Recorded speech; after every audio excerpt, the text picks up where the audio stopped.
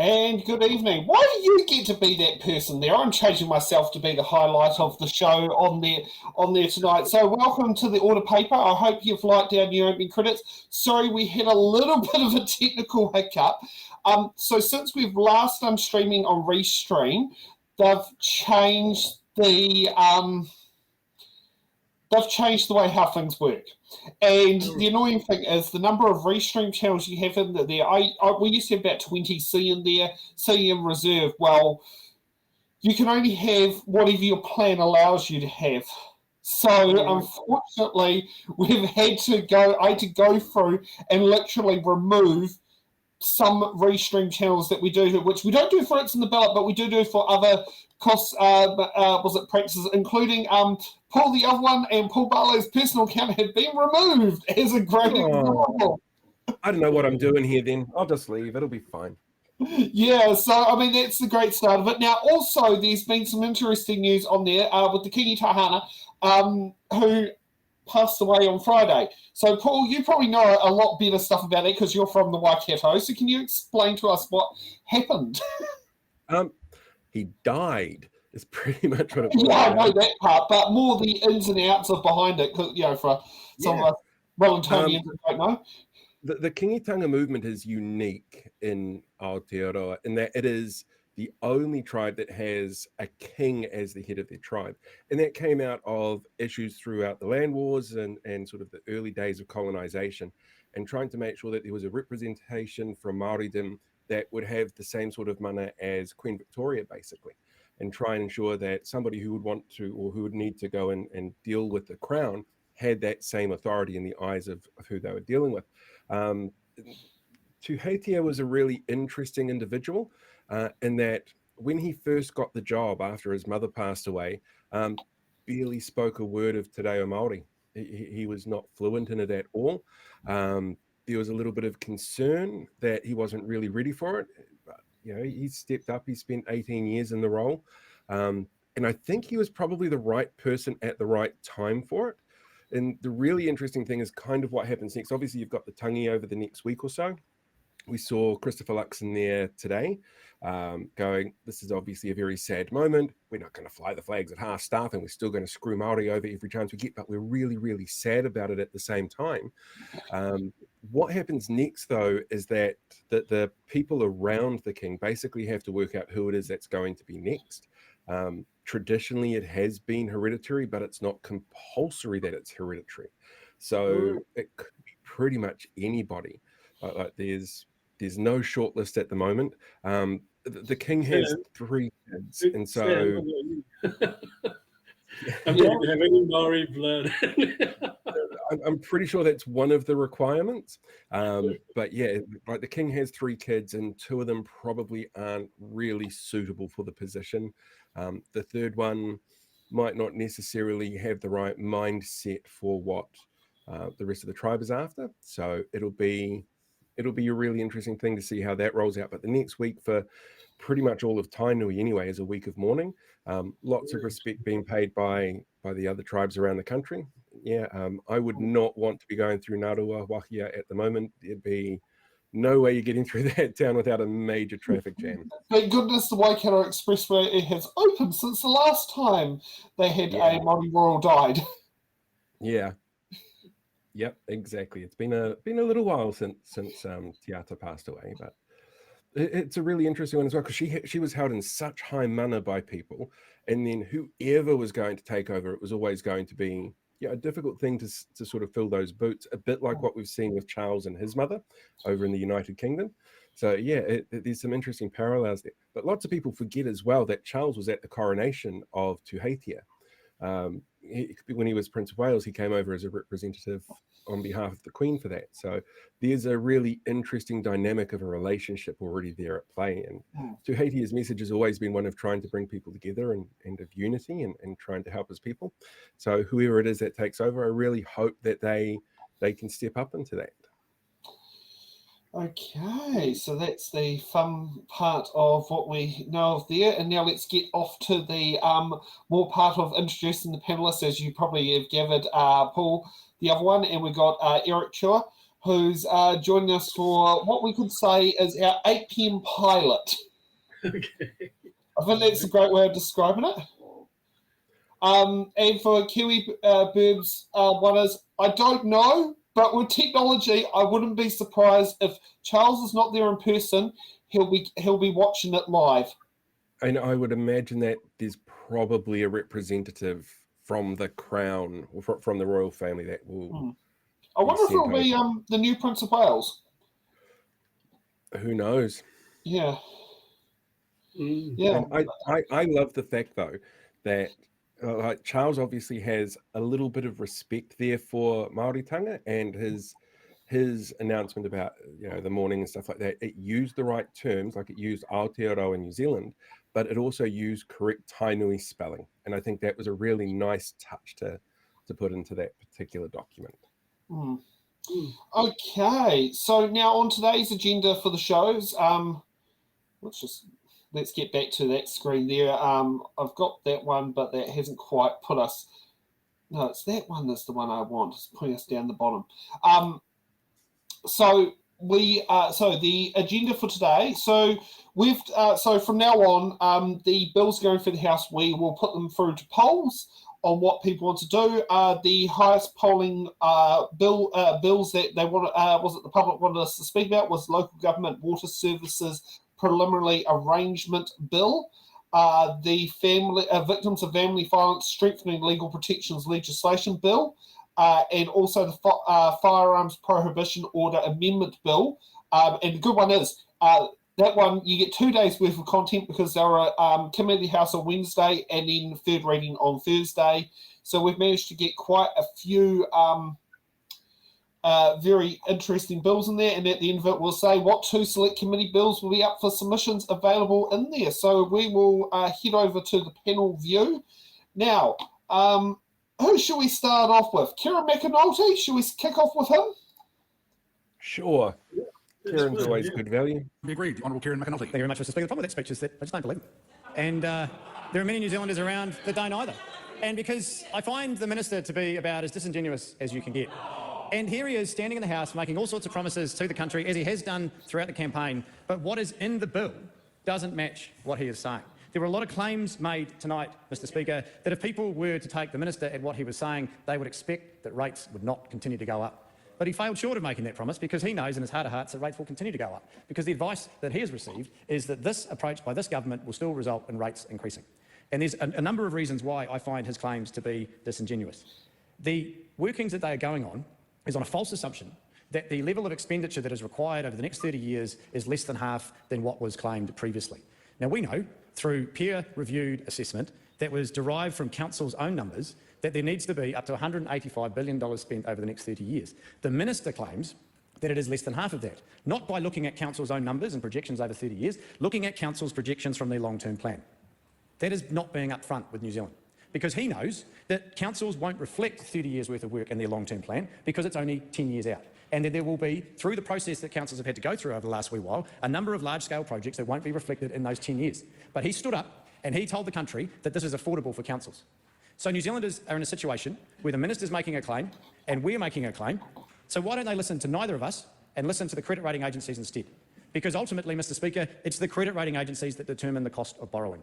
Because borrowing is the reality when it comes to this water infrastructure. We cannot escape that fact. Regardless of how much needs to be spent, it needs to be borrowed.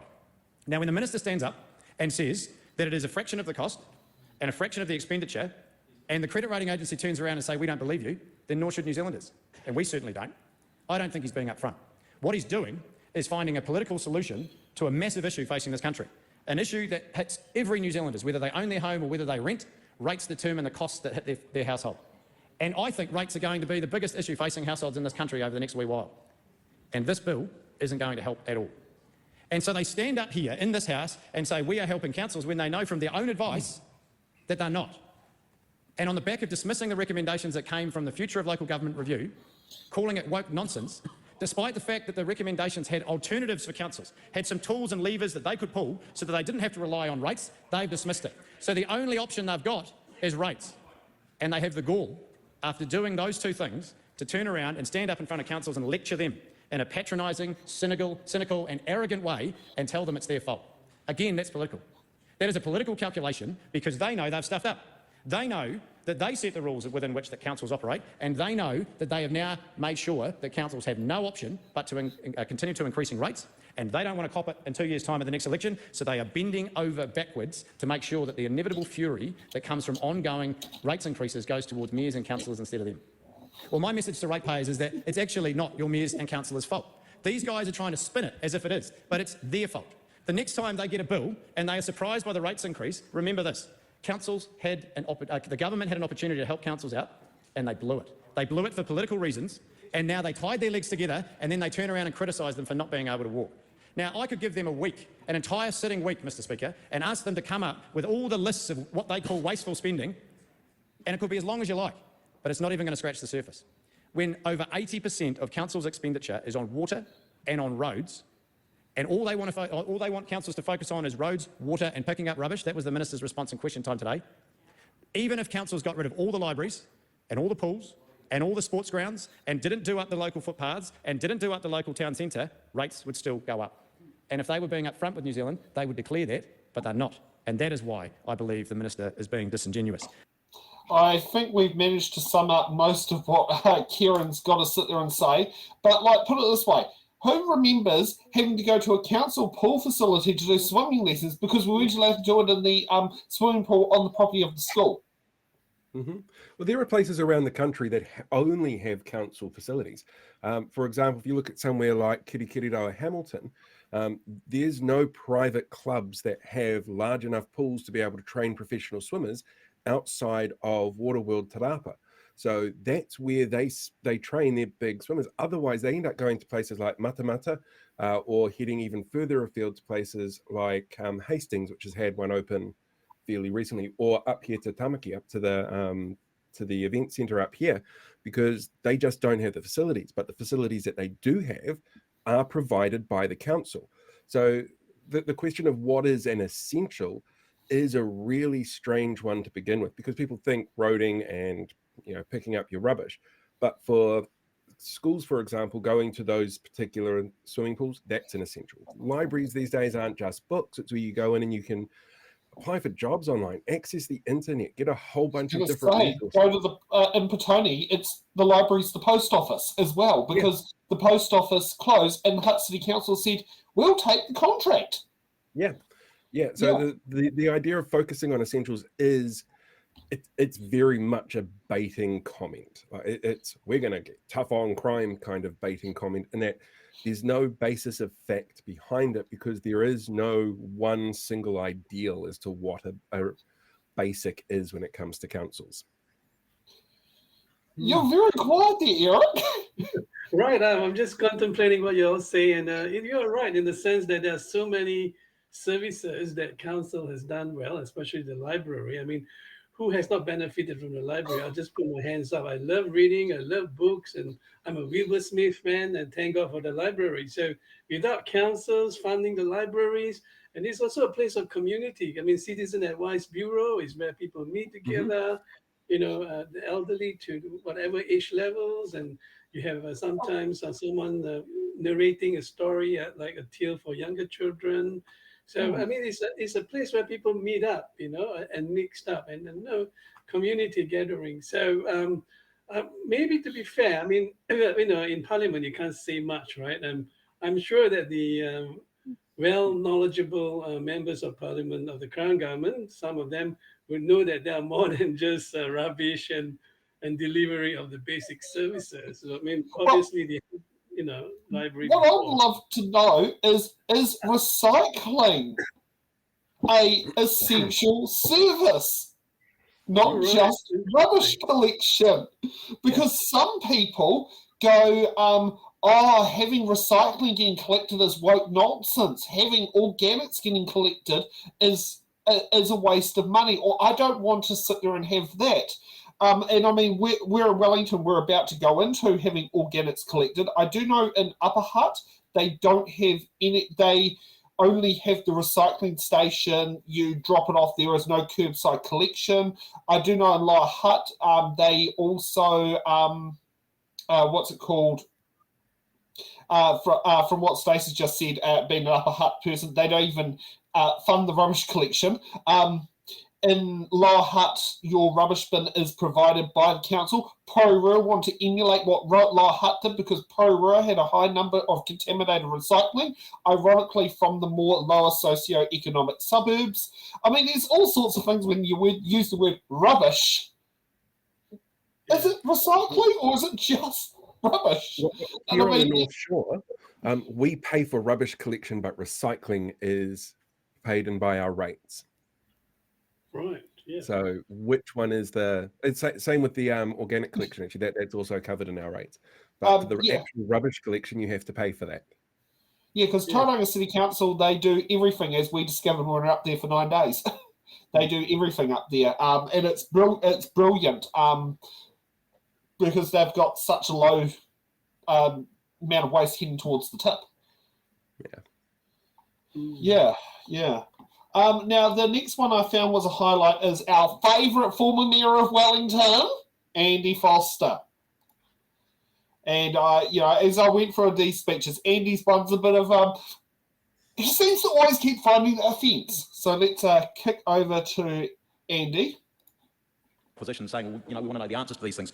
But the clue is in the name that this is the Local Government Water Services Preliminary Arrangements Bill. So it's preliminary. There's another one to come. The first stage, if we remind us, was the repeal of the previous government's Three Waters proposal. Then there's this stage, and then there's another one, which was quite clearly signalled in this bill that will come at the end of this year. And I just wanted to briefly remind ourselves about about that first stage, the repeal of the previous government's legislation, because I think in this debate there's been a little bit of reinvention of history. We heard a bit of that reinvention of history from the Honourable Kieran McNulty before. There were less than 200 submissions on this bill.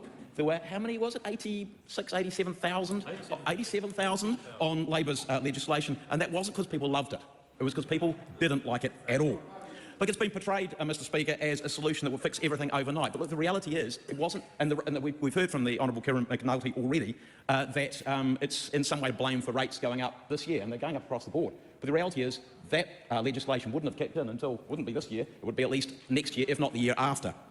So that's not true. And also we've had some people saying that somehow magically there was going to be this magic money tree, and I know that some local body members think there was this magic money tree somehow that was going to pay for water. Well, it wasn't. All that was going to happen is that it was going to be transferred from ratepayers to water consumers, who by and large are the same people, although it would have at least meant renters were paying directly for those services, potentially.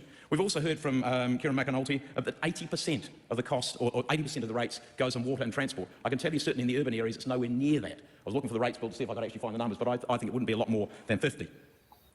Mr. Speaker, that legislation also appropriated council assets. Appropriated them. They were assets built up by ratepayers over a century and a half, and essentially with no meaningful consultation. Remember, it started out as something they could opt into, councils could opt into. Then it was like, you're going to have to opt out because we'd really like you all to be in there. And it's like, you're going in. You're going in. What sort of an approach is that?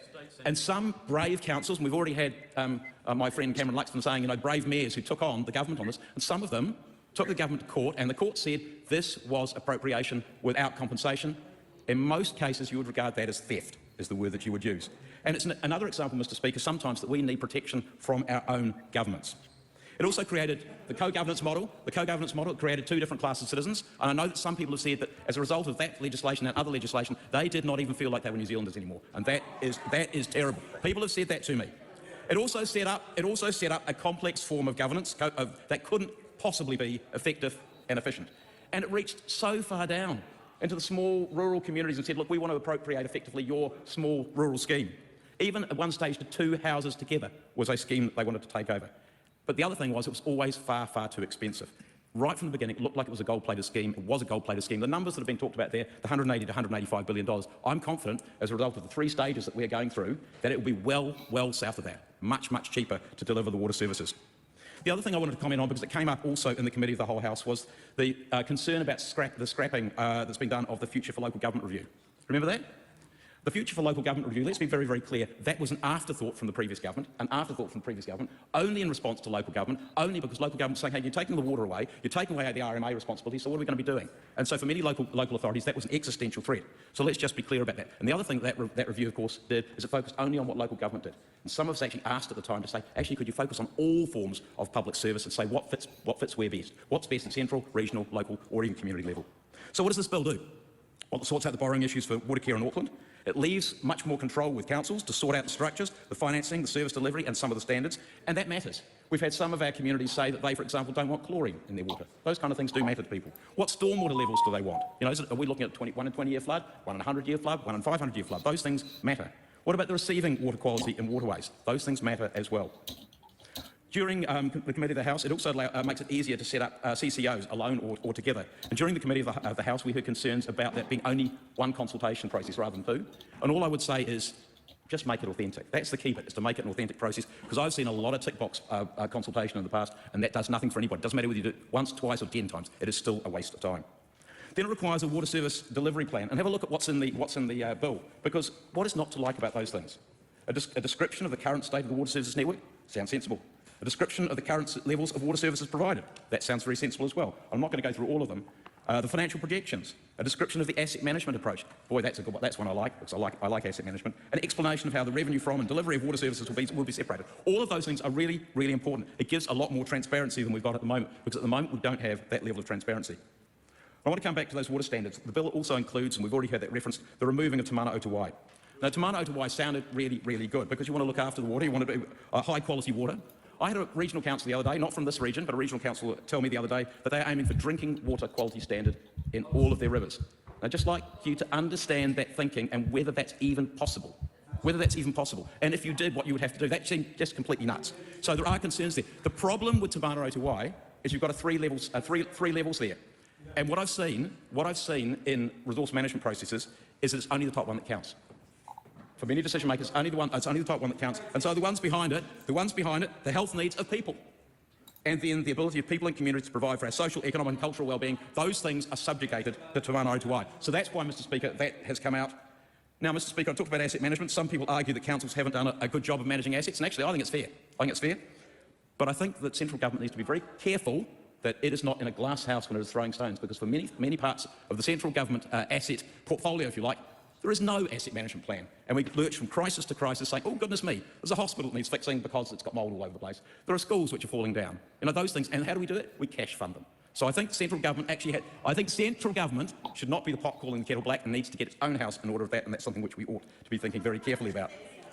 Now, if there was, Mr Speaker, a real concern about underfunding, that thing of renewals versus depreciation, I ask a question. That was going on for years in every council around the country, and I know I was a part of a council that was doing it as well. And I asked a question at the Governance and Administration Select Committee, saying to the Office, the Auditor General, saying, well, how many big red flags did you raise? Crickets, not any. And so I would say to the OAG in this process, and also to ComCom in this process, be waving big red flags if you think there is a concern about the asset management, the way in which those important assets are being looked after. Mr Speaker, just to finish off with, this bill to me makes water delivery and investment much more transparent than it has ever been before, and that is a really good thing.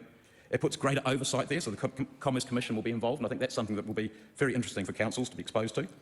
It allows for government-appointed assistance in developing water plans when necessary.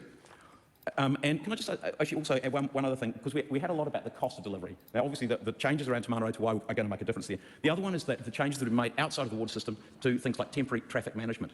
And you might go, what the heck's that got to do with it? But I've had chief executives of council saying 40%, I've said this in the House before, 40% of the cost of every piece of work on the roads is traffic management. If you can halve that, you can go back and have a bit of a think about that and say, well, that's going to really reduce the cost of delivering our water services. So those things are really, really important. So, look, Mr Speaker, I am really confident that the reform through this bill and the forthcoming legislation will make the delivery of the three waters more reliable, more robust. It'll still give us good quality systems. It will be done locally, and it will be done for much less than the previous government system, and I commend this bill to the House. So there's good old Uncle Andy. Does it feel like he's trying to take a bob each way? Yes, it sounds like a very political kind of answer, and obviously from the other side of the bench, obviously. But I think the thing is that the council should be left independently to run, and that the whole purpose of this new national-led coalition was to have a devolution and returning local democracy back to the council. So in that sense, I mean, if kind of the new legislation does it help that? I mean, do you guys think that it does return and devolve rather than one big gargantuan monolith controlled by a Politburo? Or sorry, just use the word.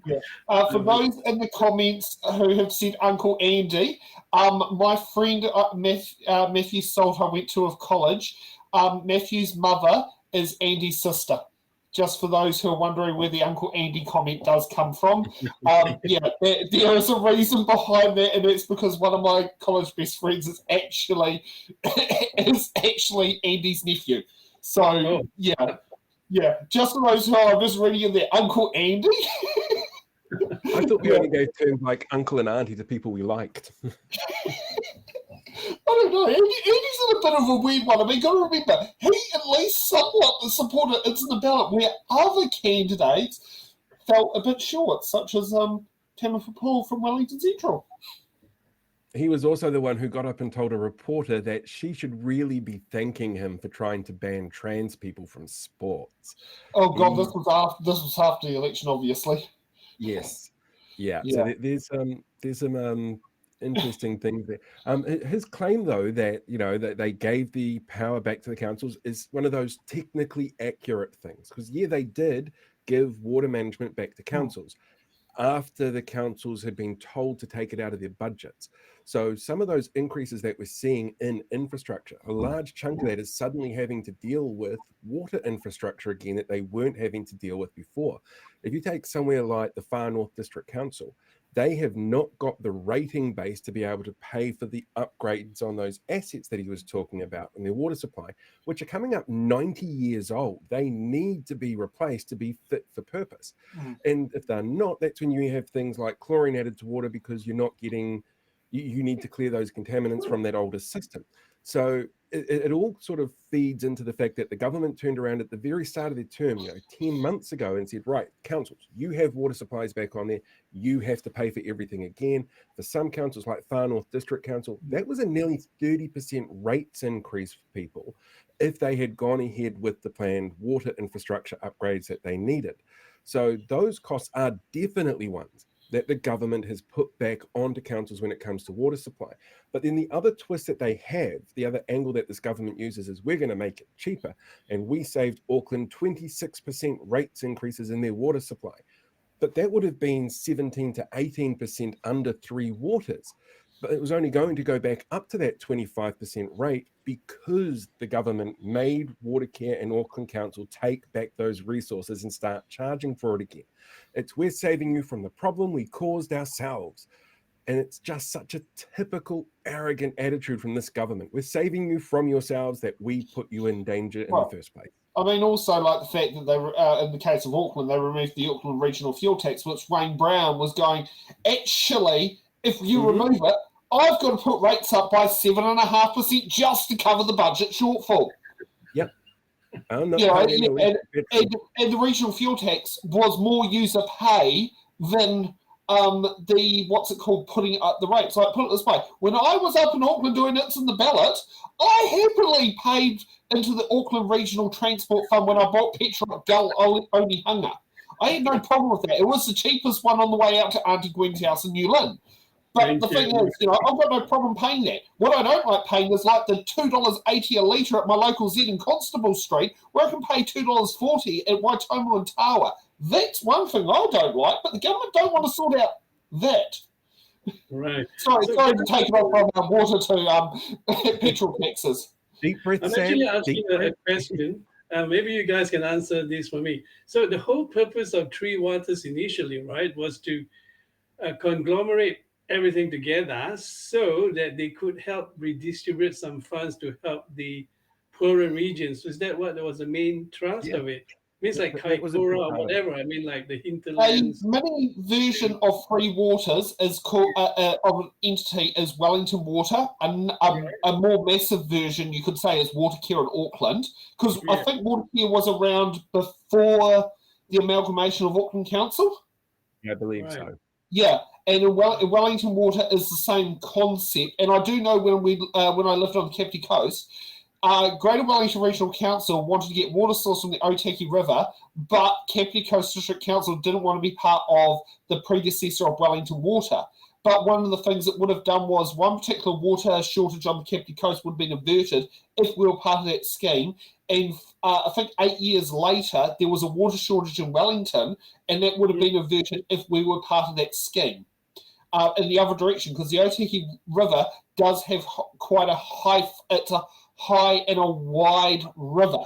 And it's of the Kapiti Coast rivers, it's the one that has the most water flowing down it, but it also has quite a tiny community compared to the rest of the district to feed a water supply. So it was one that could be on there. And so, but we've seen a Free Waters entity in action known as Wellington Water, and well, it's a bit questionable the way how they're doing it, but then at the same time, the Free Waters entity of Wellington Water ain't quite what was proposed as Free Waters. It's an example that you can look at, and the downside is it's gone down a corporatisation model that basically isn't being held accountable to its governance board. It's got a weird system. It's got a councillor board, which is typically mayors, which is the shareholders. Then it's got another board underneath it. Then it's got a chief executive, and trickles down that way. And it's quite a weird structure the way Wellington Water works. The fact that it's got technically two boards, that confuses things. And typically the people who sit on the boards are usually the mayors, but that's not always the case. But it has, I think at the moment, I think that all are mayors except for the regional council, because regional councils don't have mayors, they have chairs, but I don't know who does the regional council's one. I mean, having explained that, I mean, could it be that why there was such a strong opposition to Three Waters? I mean, well, for those who don't agree, I mean, at that time, with so many submissions, was because of they felt that it was more of concentrating too much power into, maybe just to help the Wellingtonians who's made a mess of their 6 years of look at so many burst pipes every day, nearly every other day. Story in Wellington. If we want to look at that, you can look at Andy's voting record for the last 30 years of Wellington City Council.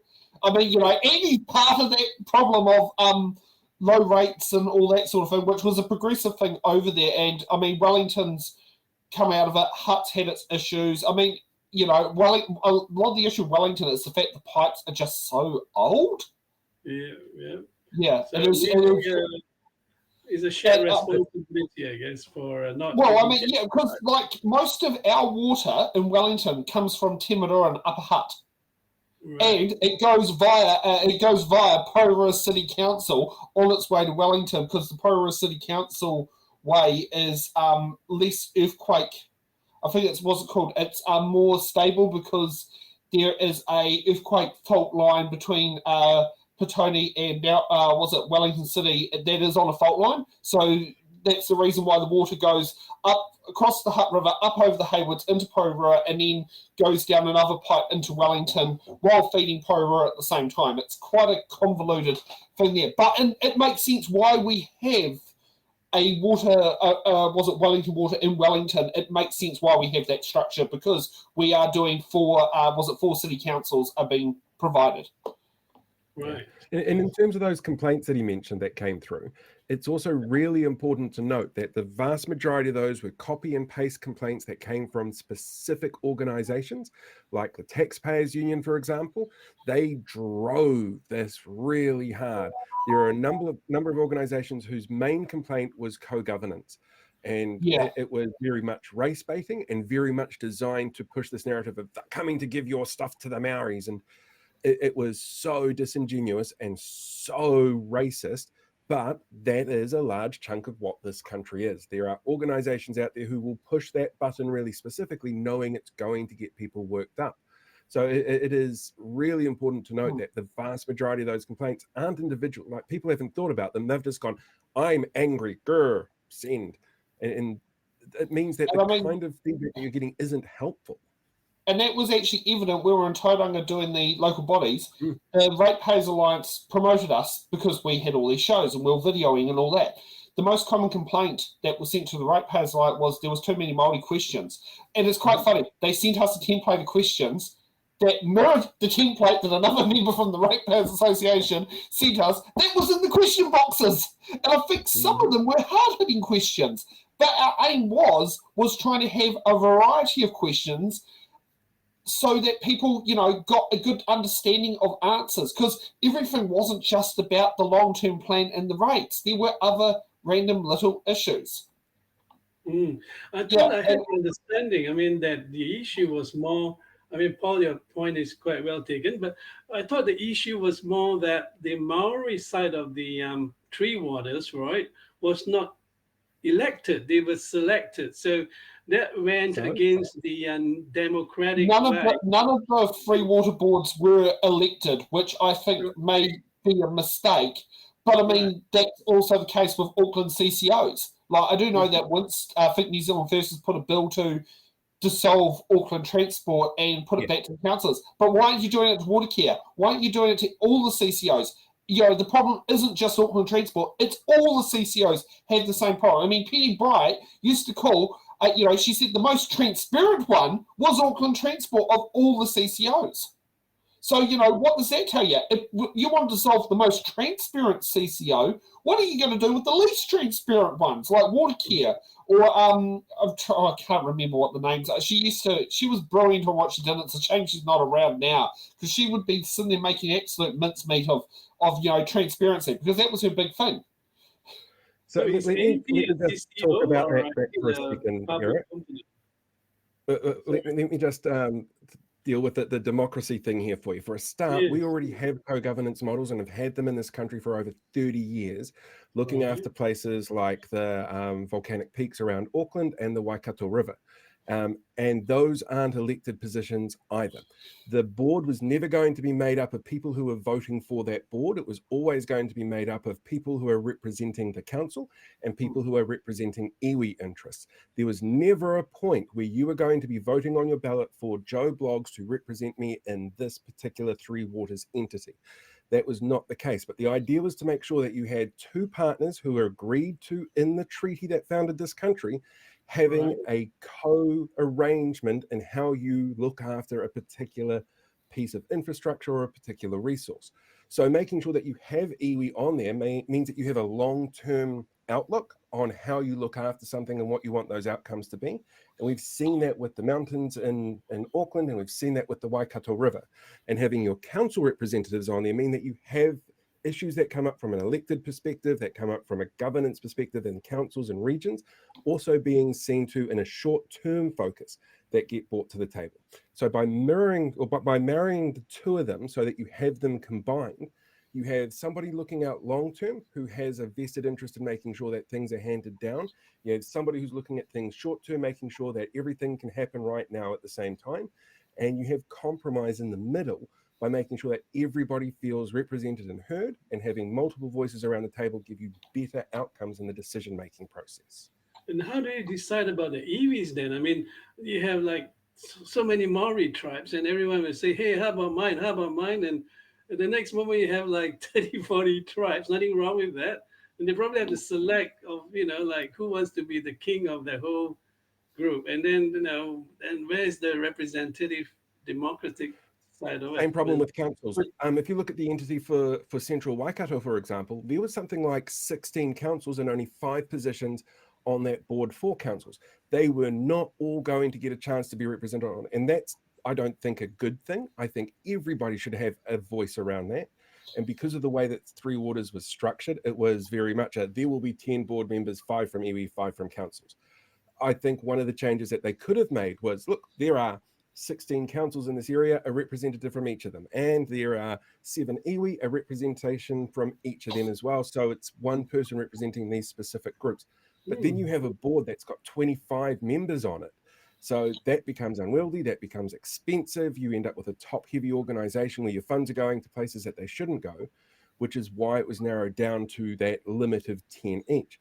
You're never going to find a model that pleases everybody, but the model that Three Waters proposed with their co-governance model is one that is probably the best compromise that you are going to get without having everybody sit there screaming racism, which is what ended up happening when you had organizations like the Free Speech Union, Taxpayers Union, Groundswell getting behind them and screaming about the color of people's skin over the need for safe water supplies. Yeah, you were saying there's 16 councils, right, Paul? So why can't the 16 councils elect someone from there?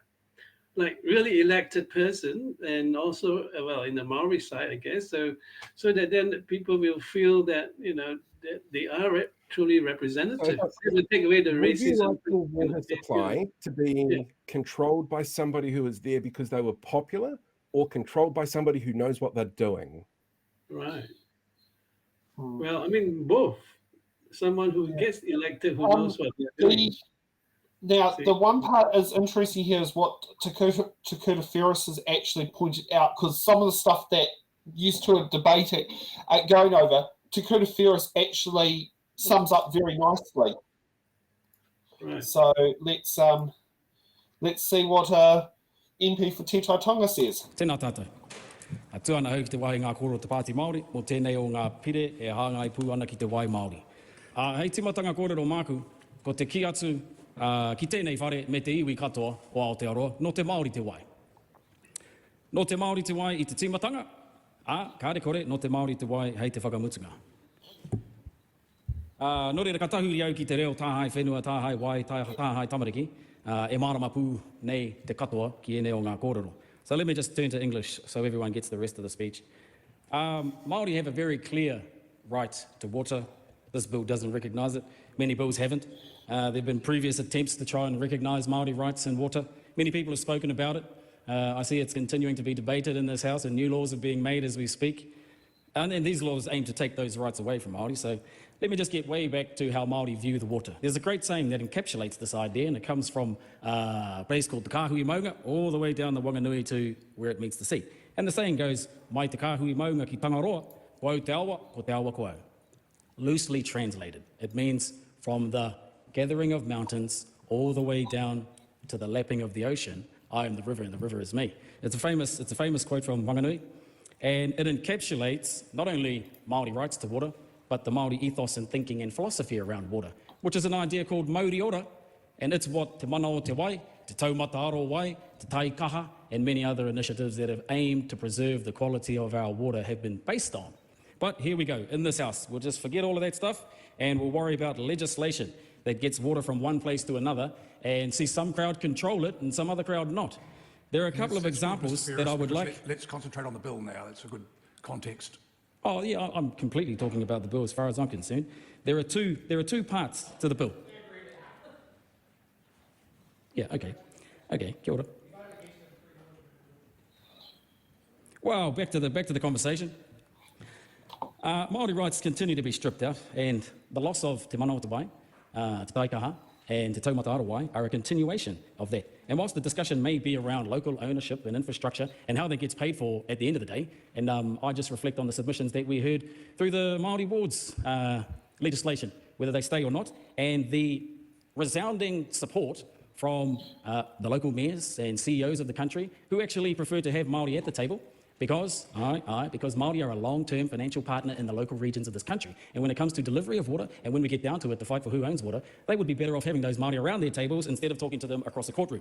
And many of them talked about that. And the long-term view, is that Māori assets, Māori capital, Māori people are more committed to their regions and more likely to leave their investments in those regions, which could be a helpful thing when you think about paying for long-term water solutions. But let's not worry about that. So, where to go? Where to go? Water seems to... The bill, oh yeah, I'm still talking about the bill. If you could... Point of order, Steve Abel. A large part of the bill is explicitly to do with te mana o te wai and to ensuring there is no co-governance of our water system. It's getting rid of the Three Waters legislation. I believe the Speaker is speaking directly to the bill in the subject matter, and I take issue with you suggesting that he is not speaking to the bill. Sit down, Mr Abel. That is a decision for the Chair. Carry on. Let's restart the clock from when the point of order was taken, please. Kia ora tātou, hoki nei ki ngā kōrero. Mēnā, kua meinga e nei kōrero katoa ki te reo Māori, kua kore tetahi e whakauru I ona whakaro ki e nei kōrero. But ka hoki au ki te reo Pākehā. So, context is key. And without a doubt, getting Māori concepts across in this House is quite a challenge when this House expects all of the conversation to be conducted down one lane. Well, there's two lanes in this House, but the Māori lane is often just, never given its rightful place. But we'll persist with that. So let me get back to the bill and its aspiration to deliver good quality drinking water. And we all know that this comes down to a poor water event that happened in Havelock North a little while ago. But at the same time, At the same time, there were kuia in places like Panguru and The places member's like... time has expired. Steve. Okay. Well, he handled himself well. I mean, let's give credit where it's due. He answered well. He was gentlemanly. He paused to let people rant and rave, and I think he did well. I think he speaks for his constituency and his people. So I think on that basis, One of the largest constituencies in the country by land area. I mean, put it this way. I mean, you know, whether you're voting in Newtown or voting in Oban, you're in the same Māori electorate. Mm-hmm. But the thing is, you know, like, I just have to say this, guys. I mean, look, if you look at history, right, like in the sense that, I mean, someone like me outside looking in, sometimes we see a helicopter view, right? And the ones that have always paid back Maori for the wrongs and grievances is the National Party, who has given like 300 million or 400 million to the fishing tribe, Moana fishing, the whole thing, like a big company was given back. I haven't seen Labour done that. So they are actually practicing what they preach. I mean, they may be a libertarian, you know, a less government party, but don't you think that they have actually put the money where the mouth is? Where every time when they were the ones who supported the Maori protection of their foreshore. And remember, Helen Carr was trying to stop had the foreshore seabed to stop Maori from using the seabed and foreshore, whatever. And it was National who supported the Maori side. So maybe I think you might be misremembering that ever so slightly. That was the event that caused the creation of the Māori Party. There was such a fracture within the Labour Party over that parts of the Māori caucus felt that they couldn't stand with them anymore. And that's why we ended up with the next government, which was the National and Māori Party together. And so any kind of advancement that we saw under John Key for Māori, most of that was actually fought by the Māori Party. That's what they brought to the table. Before that, we have seen national governments that have done really well by Māori, relatively speaking. Jim Bolger's government was the one that had that created the Taino resettlement, for example. Exactly. But this government is not those governments. This government has done everything it can to strip back any kinds of protection based on te tiriti or waitangi. It has caused all sorts of issues in terms of how the language is used, where it's seen, how people perceive it. This is not a Māori-friendly government by any stretch of the imagination. In what way? I mean, Paul, I mean, you can elaborate. I mean, like I see, okay, you do have all peoples, all cultures, everyone who calls themselves Kiwi, Aotearoa, all equal under one rule of law. And of course, respecting the Treaty of Waitangi, or the Te Tiriti o Waitangi, in the sense of its essence, right? Its ethos. So, like, okay, I'm a migrant, I respect the treaty, I respect Maori, I respect Kiwis. But in what way did the new government take away the rights when it was like cracking down on having the gang task force to crack down on law and order, the protection bill, the firearms was to stop people from, you know, like they go to a teeny house and someone sells meth, and then they go in without a warrant and 5 people have firearms, so then they slap them with fire protection to protect the public. So it's meant for the gang. So, but how is it now? Everything now it seems to be equated to against Maori. That means not everything is pitted against Maori. Not every action this government does is specifically anti-Māori, but there are some really obvious ones, like coming in and saying, we're going to call it NZTA and not Waka Kotahi, because the language that we want is English first. That sends a message to people who tōtoka in Māori, who that's their primary kōrero, that's how they speak and how they communicate with each other and part of their culture. That tells them that they're not important. And it's a very core element of what makes this country what it is. When you get something like the gang laws, for example, there are people out there who will say, look, this is an attack on Māoridom. And that's because that's a far more complicated issue. That's because gangs themselves have come out of a basis of needing a sense of community and cultural understanding.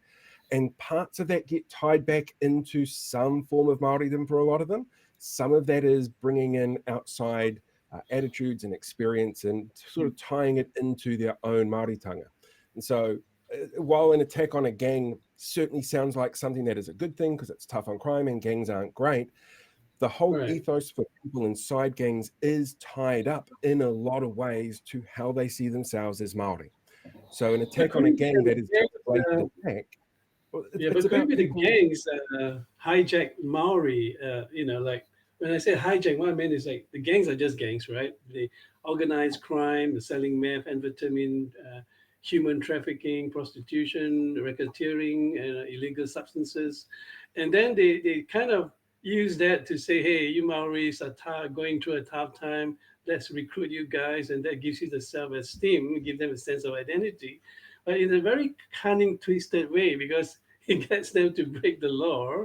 So the majority of Kiwis say, aha, look, Maoris are, and actually not all Maoris are, right? So can you see how then it becomes a I can Maori? certainly see how that can be I conflated saw, that I way. saw the Green MP supporting gangs and saying we get more protected by gangs. I mean, I feel more safe with two police officers walking the street than a few gang members with patches. They might just beat you up, be the elderly lady carrying a trolley or something. I don't know. See, there's a lot of context issues there as well. I lived next to a gang for 15 years and I never had a problem with them. I lived next to the head of the mongrel mob and he was the loveliest guy. But I know full well that that was a place where there were illegal guns, that was a place where drugs were going on, that there was a lot of illegal activities happening to it. But when it came to that particular individual, for him, part of his cultural identity was his Māoriness. But his connection and his community that he was creating was around those illegal activities. They become really entwined for the people that are involved with it. And to sit there and go, look, gang bad, for those people, it feels like an attack on them. And then if you look at, there are some communities, for example, there's one community I know on the west coast of the North Island. It's a tiny little place that has a population of about 700 people. Half of those people have got connections to gangs somewhere. It'll be a family member somewhere. It'll be a cousin or a brother or an uncle, something along those lines. But to those people, because they are such a connection to the gang and the gang has connections to their marae, and there are 3 marae in this area, it all becomes intertwined.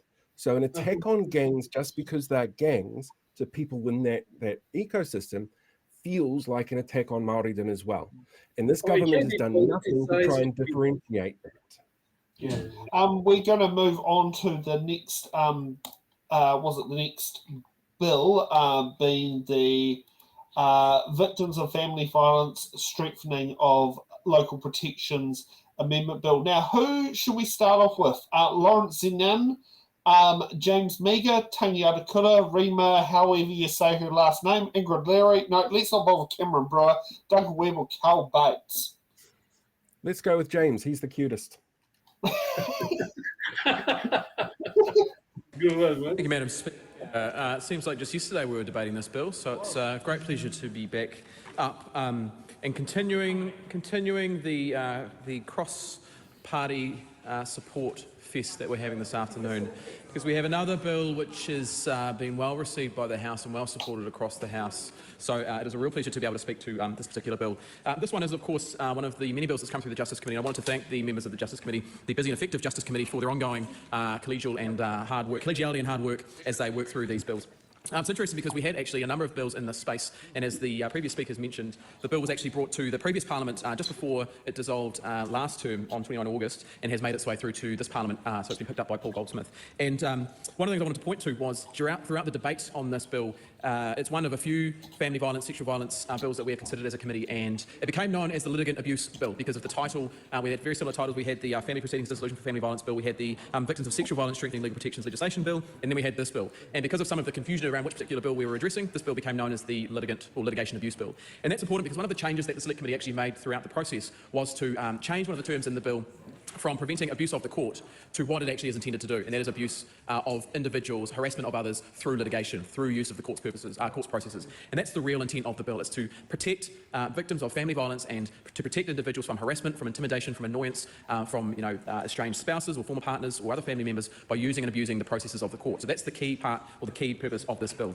The other thing that this bill does Madam Chair, is it made a couple of further changes. The bill originally removed a provision around vexatious litigation, and we decided to actually put that, make sure that term wasn't removed from other pieces of legislation, because it's still important that those processes or that vexatious litigation can be prevented. This particular piece of legislation won't prevent that, because that's the instance when you are maybe a self-represented litigant, or you are repeatedly processing applications on your own behalf, and you become vexatious, not necessarily with the intent to abuse or harass others. There were a number of submitters who thought the bill didn't go far enough, and who made some very strong and valuable submissions around whether or not we could expand the bill to cover off instances of stalking, because New Zealand doesn't have a stalking law. And it's interesting, because I think that was met with a lot of approval across both sides of the committee, to the point where I'm sure it would be able to turn to say that some of our members were considering drafting a members' bill around stalking, and then lo and behold, Jenny Anderson beat us, pipped us at the post, to use a better analogy, before the end of the year. And then, of course, Minister Goldsmith has also indicated that the government may be interested in picking up a stalking bill as well. So there is some further good news to come from this particular piece of legislation. It's been well supported across the House. I look forward to seeing its passage through second reading, through committee stage, and through the third reading. And with that, I will commend it to the House. Don't you love it when you put 1.5 times on the speed for the footage, so you can cover all the information in a narrow piece of time? There are some MPs who you might need to do it as a double speed just for it to be interesting. Simeon Brown, Or if it's Andy Foster, you can only do it 1.25 because he speaks too fast as it is. So I think James is a former Marine, right? Is he a former soldier, a Marine, or something, James? I don't know. I do know. So I've met James in person twice. Both of them were at the Justice Select Committee, and he did sit there, and he seems to be, he is partly interested in trying to make It's in the Ballot come to Timaru. Oh, great, yes. So, yeah, I know, there's a lovely thing called the Cock Straight in the Way. Looks like a you good can swim bloke. across the strait, you'll be fine. I'm not taking this computer, I'm not swimming it. But no, you just put that in a waterproof bag and you float it behind you. It's how they do it when they do crossings of the strait or the lake or all that. Considering the entirety of the Blue Bridge are a bit questionable at the moment. You just have to coat yourself in petroleum jelly. It's what long distance swimmers put on themselves: petroleum jelly and sometimes olive oil to keep away sharks. The more you know.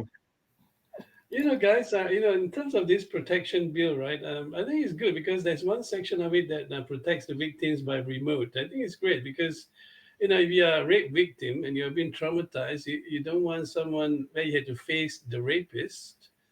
I mean, this one's more about family violence, but I mean, that is true about some rape. Like they said, particularly with children, the most common rape is usually someone associated with the family, such as the worst example to say here is an uncle. Yeah, face to face even more, So that's related to this one, isn't it? The one where he says that some litigants who are rich or whatever who has time or even go through legal aid and then keep suing the victim, and then just to create stress, like or doing what is known as called repeatedly putting in ex parte orders. It is a common one that I've heard of, and I've heard of it in both directions, where one person would be, and I've also heard work and income have actually, in some case managers' bad interpretation of it, and sorry, this is my vendetta against wins, is that unless you have a custody order, they won't hand you the sole parent support benefit.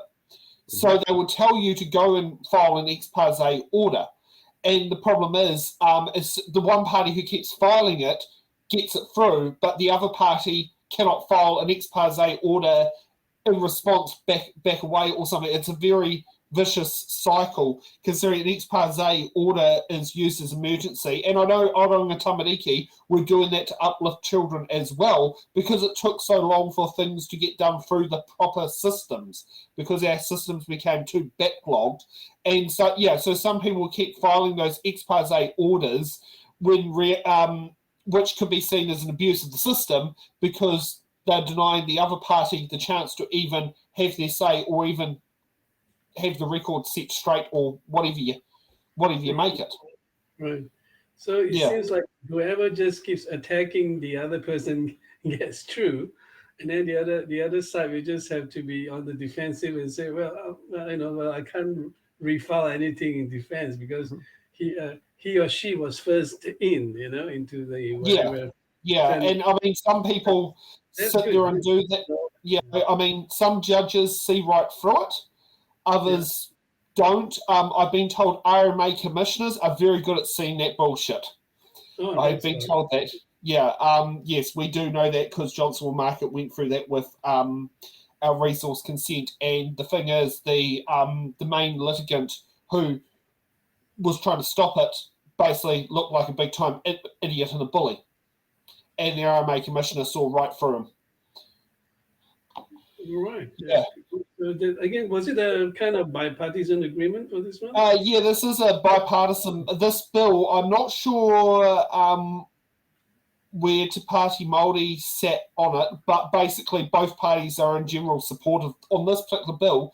They're all in support, or both sides of the House, I should say. Te Pāti Māori, I'm unsure of because I do know when they did the vote. I'm not sure of this one when they did the voting, whether they actually had someone in the House, and I'm looking at the names, and none of the names are Te Pāti Māori. They're all National Labour, Greens.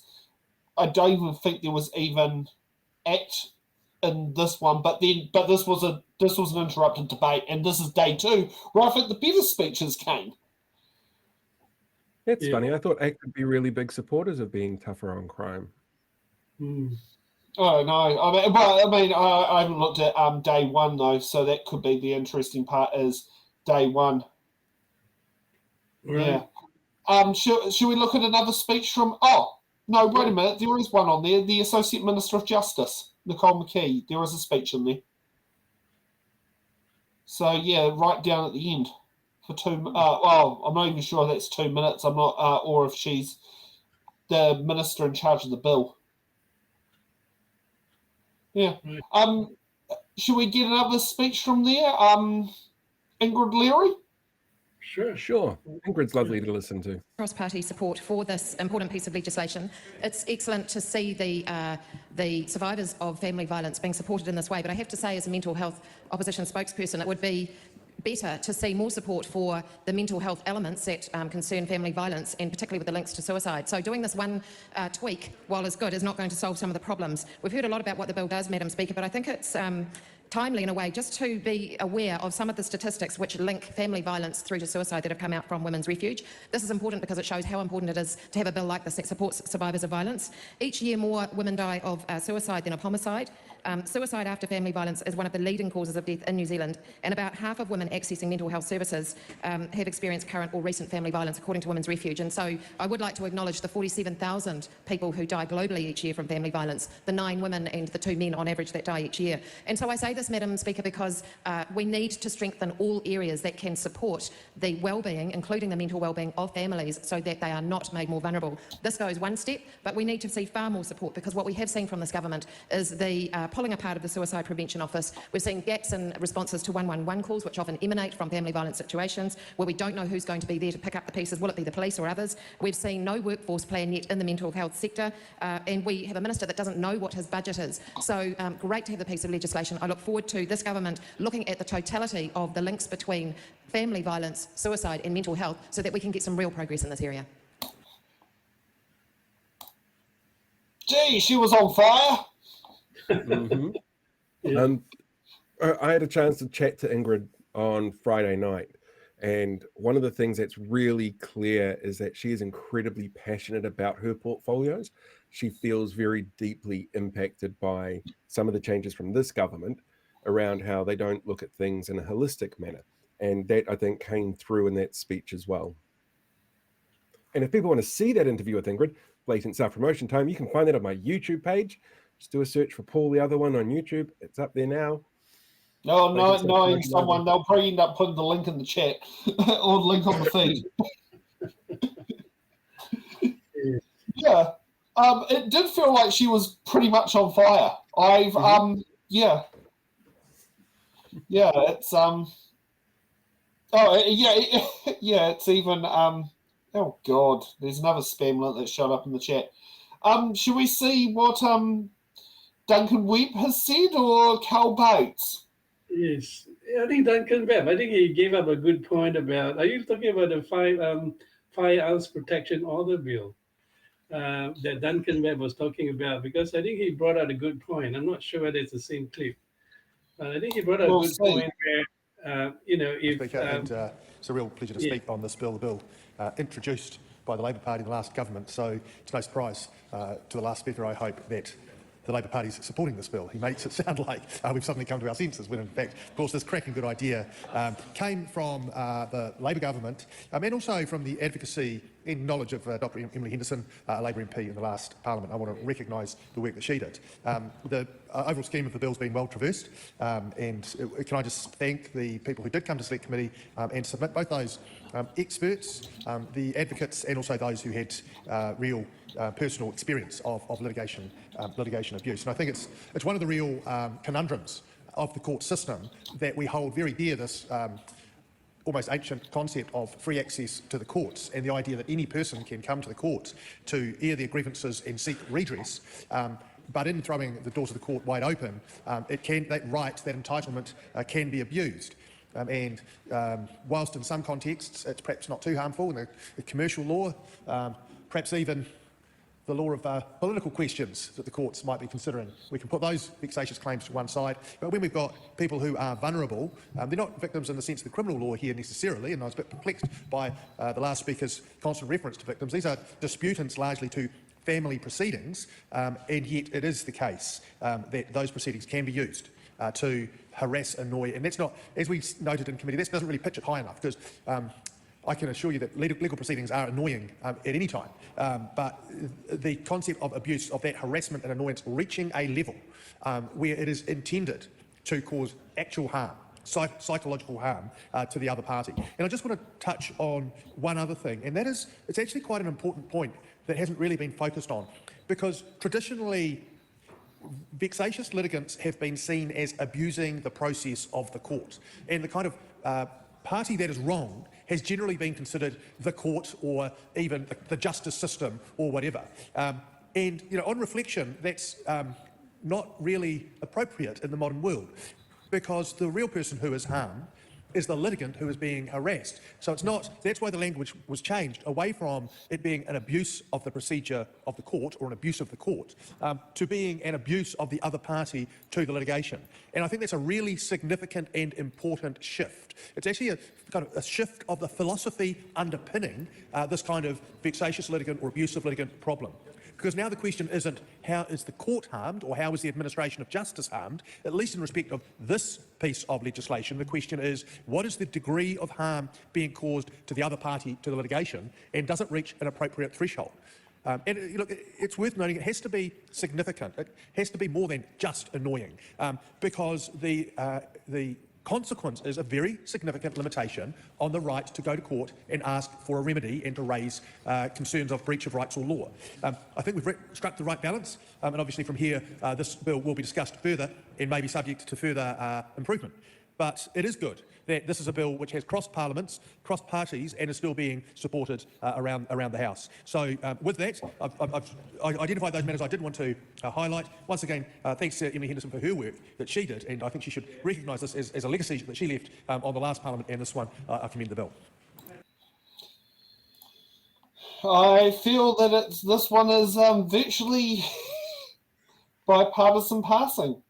Yeah, I think it's actually really good as well to see Parliament across the table sitting there going, look, the world has changed a little bit from when the last version of this was put in place, and we need to update things, because it's something that people forget a lot about our laws is, they're a stamp in time, and the world changes, it keeps moving on. So we need to occasionally update our laws to make sure that, this law might have been written pre-social media, for example, and so we want to put in protections for people on it. It is actually really good to see bipartisan support for that kind of thing happen. Yes, I think it's great because you have, it doesn't mean that both sides of the House have to keep opposing each other for the sake of opposition. Yeah. If there's a good bill, it makes sense, it helps the people, it protects the victims, why not? So there's a good united Kiwi, Aotearoan, what do you want to call ourselves, view. I mean, that we can agree to disagree, be mature about it, have a beer afterwards, and don't throw eggs at each other all the time. Well, that's a joke. O'Connor, I know he actually sat there and said to me one time, he thought Lawrence Yule would be a good successor as a leader of the National Party. And it was unfortunate that he got booted out in 2020 after Tuki because they lost a good pair of hands that could take over the reins. Right. But that's Greg O'Connor. I mean, hey, who sits down there? You know, he's one of the few Labour people who just don't sit there and say what the Labour Party always says. Yeah. Now, let's get on to the more juicy part. Both the committee stages and the third reading of the Firearms Prohibition Legislation Amendment Bill. Committee stage will start off with, and then later on, third reading. Now, who should we kick off with at the committee stage? Jenny Anderson's question, Duncan Webb's question, Lawrence Zunan? That's a good one. I think Duncan Webb is still good, but I don't want to be biased. It's just that maybe with his experience in Parliament, he brought a very good point in this firearm thing. It juxtaposed a good question, but I mean, let's be fair to all the other two, you know. Well, I don't think we've heard from any Green MPs tonight, so maybe we should go for Lawrence. Right, yes. Yeah, no problem. Now, get on to the right tab. Where is it? He's a doctor? I had no idea. I would like to start with just getting some clarifications from the Minister, if it's okay, regarding this particular bill. So, my understanding, reading from part 1, is we're looking at adjustments to how the firearm prohibition orders, the FPOs, is issued. And one of the things that's kind of really drawn my attention to this, and I couldn't find it in the regulatory impact statement as well, is it talks specifically, let's say clause 7 speaks specifically around when an offender is sentenced and then the FPO is issued. But one of my questions is around, if the intention of this bill is to provide for greater public safety, one of the things we hear a lot from migrant communities in general is people who may not have had an offending in the first place, but who may be on any form of watch list or etc.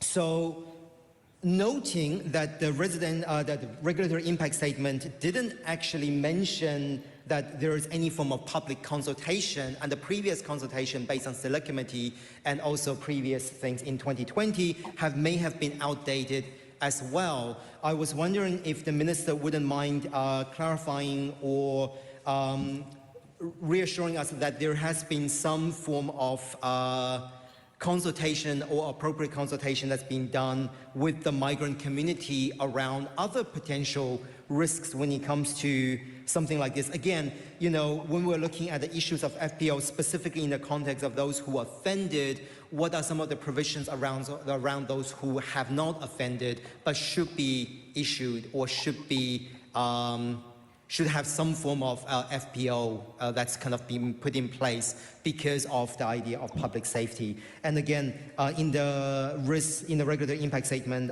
it talks about public safety in the context of gangs again, and this is something we've discussed in previous bills, but again, I'm not seeing it from the perspective of genuine firearm safety in public. So again, I would like to get some clarifications from the Minister of what level of consultation they've done with the migrant population. And I think in this case particularly, I'm thinking of the Muslim population and our Muslim whānau. But also in this case, when we're looking at this, is there, not including in the risk, is there any other consideration around this idea of FPOs actually providing public safety? Thank you.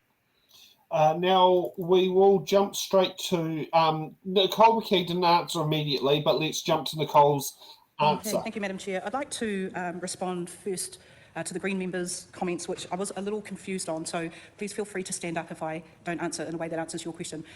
The reason why I'm a little confused is because I had made mention already that there had been extensive consultation in 2021 regarding the search powers, so we feel that the consultation had taken place.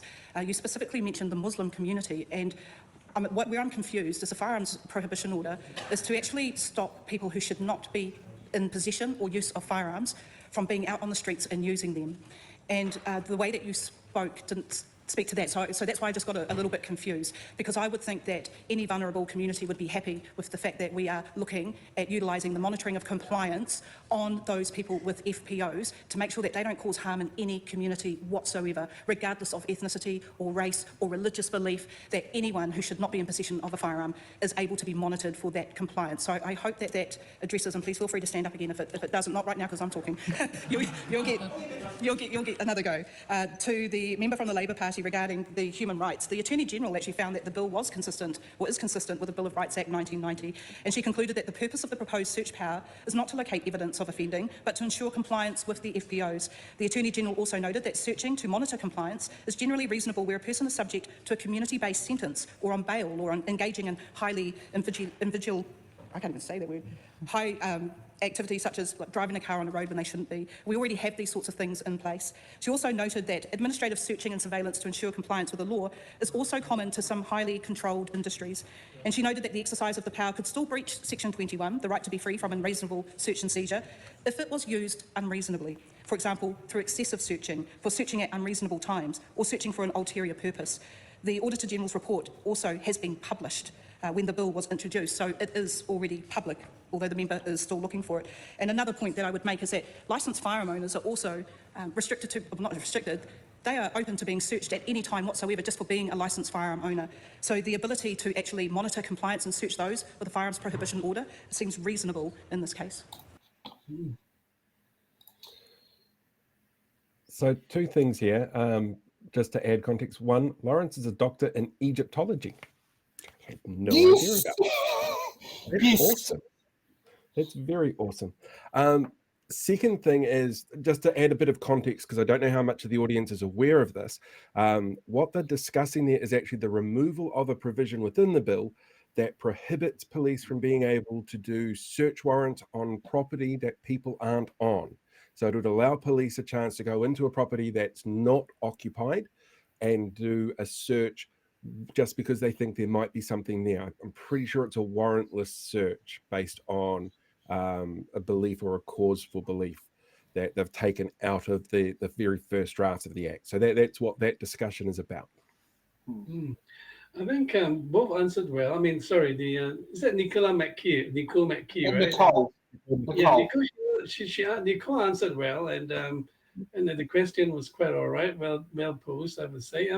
I would say that it's a good bill. I mean, in the sense that, again, I mean, when I say that it's a fine tuning of the law again, right, to target teeny houses selling meth where there could be guns, and there's been like about 3 or 4 times, right, that police went in, and 4 or 5 people had guns, illegal firearms. They had no license, and then they are slapped with this firearm protection order. So it's not done in any breaching of Section 21. I know where you're coming from. Ulterior, the word bracket, open inverted commas. I mean, my legal background is that ulterior can actually mean ulterior motive. Like, okay, you are a member of X political party. We don't like you. You're just going to create that on you anyway. So we're going to just frame you, defame you, and say all kinds of bad things and say that you have a gun. And then we're going to instigate the police to go to your house. But look, I've actually know someone who actually had that happen. So someone actually had their house raided by the police because a guy was jealous of another guy with a girl at a bar, and so went through to the police, and they did. Well, in that case, there was a warrant. It was for unlawfully holding firearms, and the police came out empty-handed. And now that opens up from the legal side of view. My background is that you can actually then do 2 things under law. You can get legal aid to actually sue the police for abuse of powers. But then, of course, you don't do that because the police is a respected force who receive information and disinformation about, I don't like this guy who sells the coffee cup guy, which is Sam. So I'm going to say that he has 50 guns, which is a lie, and I'm going to tell 50 people, and then we are going to raid his place. But then now the police will be in trouble, not because it's their fault, because they chose to listen to one point of view without evaluating in poor detail quality information. So of course, police 95% of the time won't do that, right? So they would be very conscientious. They will see there is a real place trafficking in meth or guns, illegal guns, and they say, okay, well, I mean, if we look at Christchurch, yeah, that would have been years of intelligence yeah. before they went to do the whole raiding thing. There would be years of evidence to plan to know that when they went in, it was so rock solid that that basically it will be a slam dunk case. Yeah. That was the recent. I can't remember what the name of the gang was, but it was like basically it was. I think it's the first time in New Zealand. Yeah, it was one of the 501 gangs. Yeah, and I think, forgive me for saying this, but let's say politics is politics, right? And those in parliament wants to appeal to their voters. And forgive me for saying this again, but Green members of parliament will try to say that it's a target on Maori, when we know it's not. Maori is fine-tuned to target gang members, not from any cultural group. I think there's one gang leader who's even Chinese, for goodness sake. So the point I'm trying to say here is that it's actually targeted at homes and houses that police suspect to be reasonably, like Paul, you were saying, remember there was some like you obviously people were going there to buy drugs and they obviously have weapons, and so police goes in, take the weapons away so that an untoward incident won't happen where, drive by, then they shoot at the other rival gang, and then some Joe and Jill public gets caught in the middle of the crossfire, tragic incident, blah, blah, blah. So this is what this firearms protection bill is meant to fine tune. So I don't think it's targeted at Maori.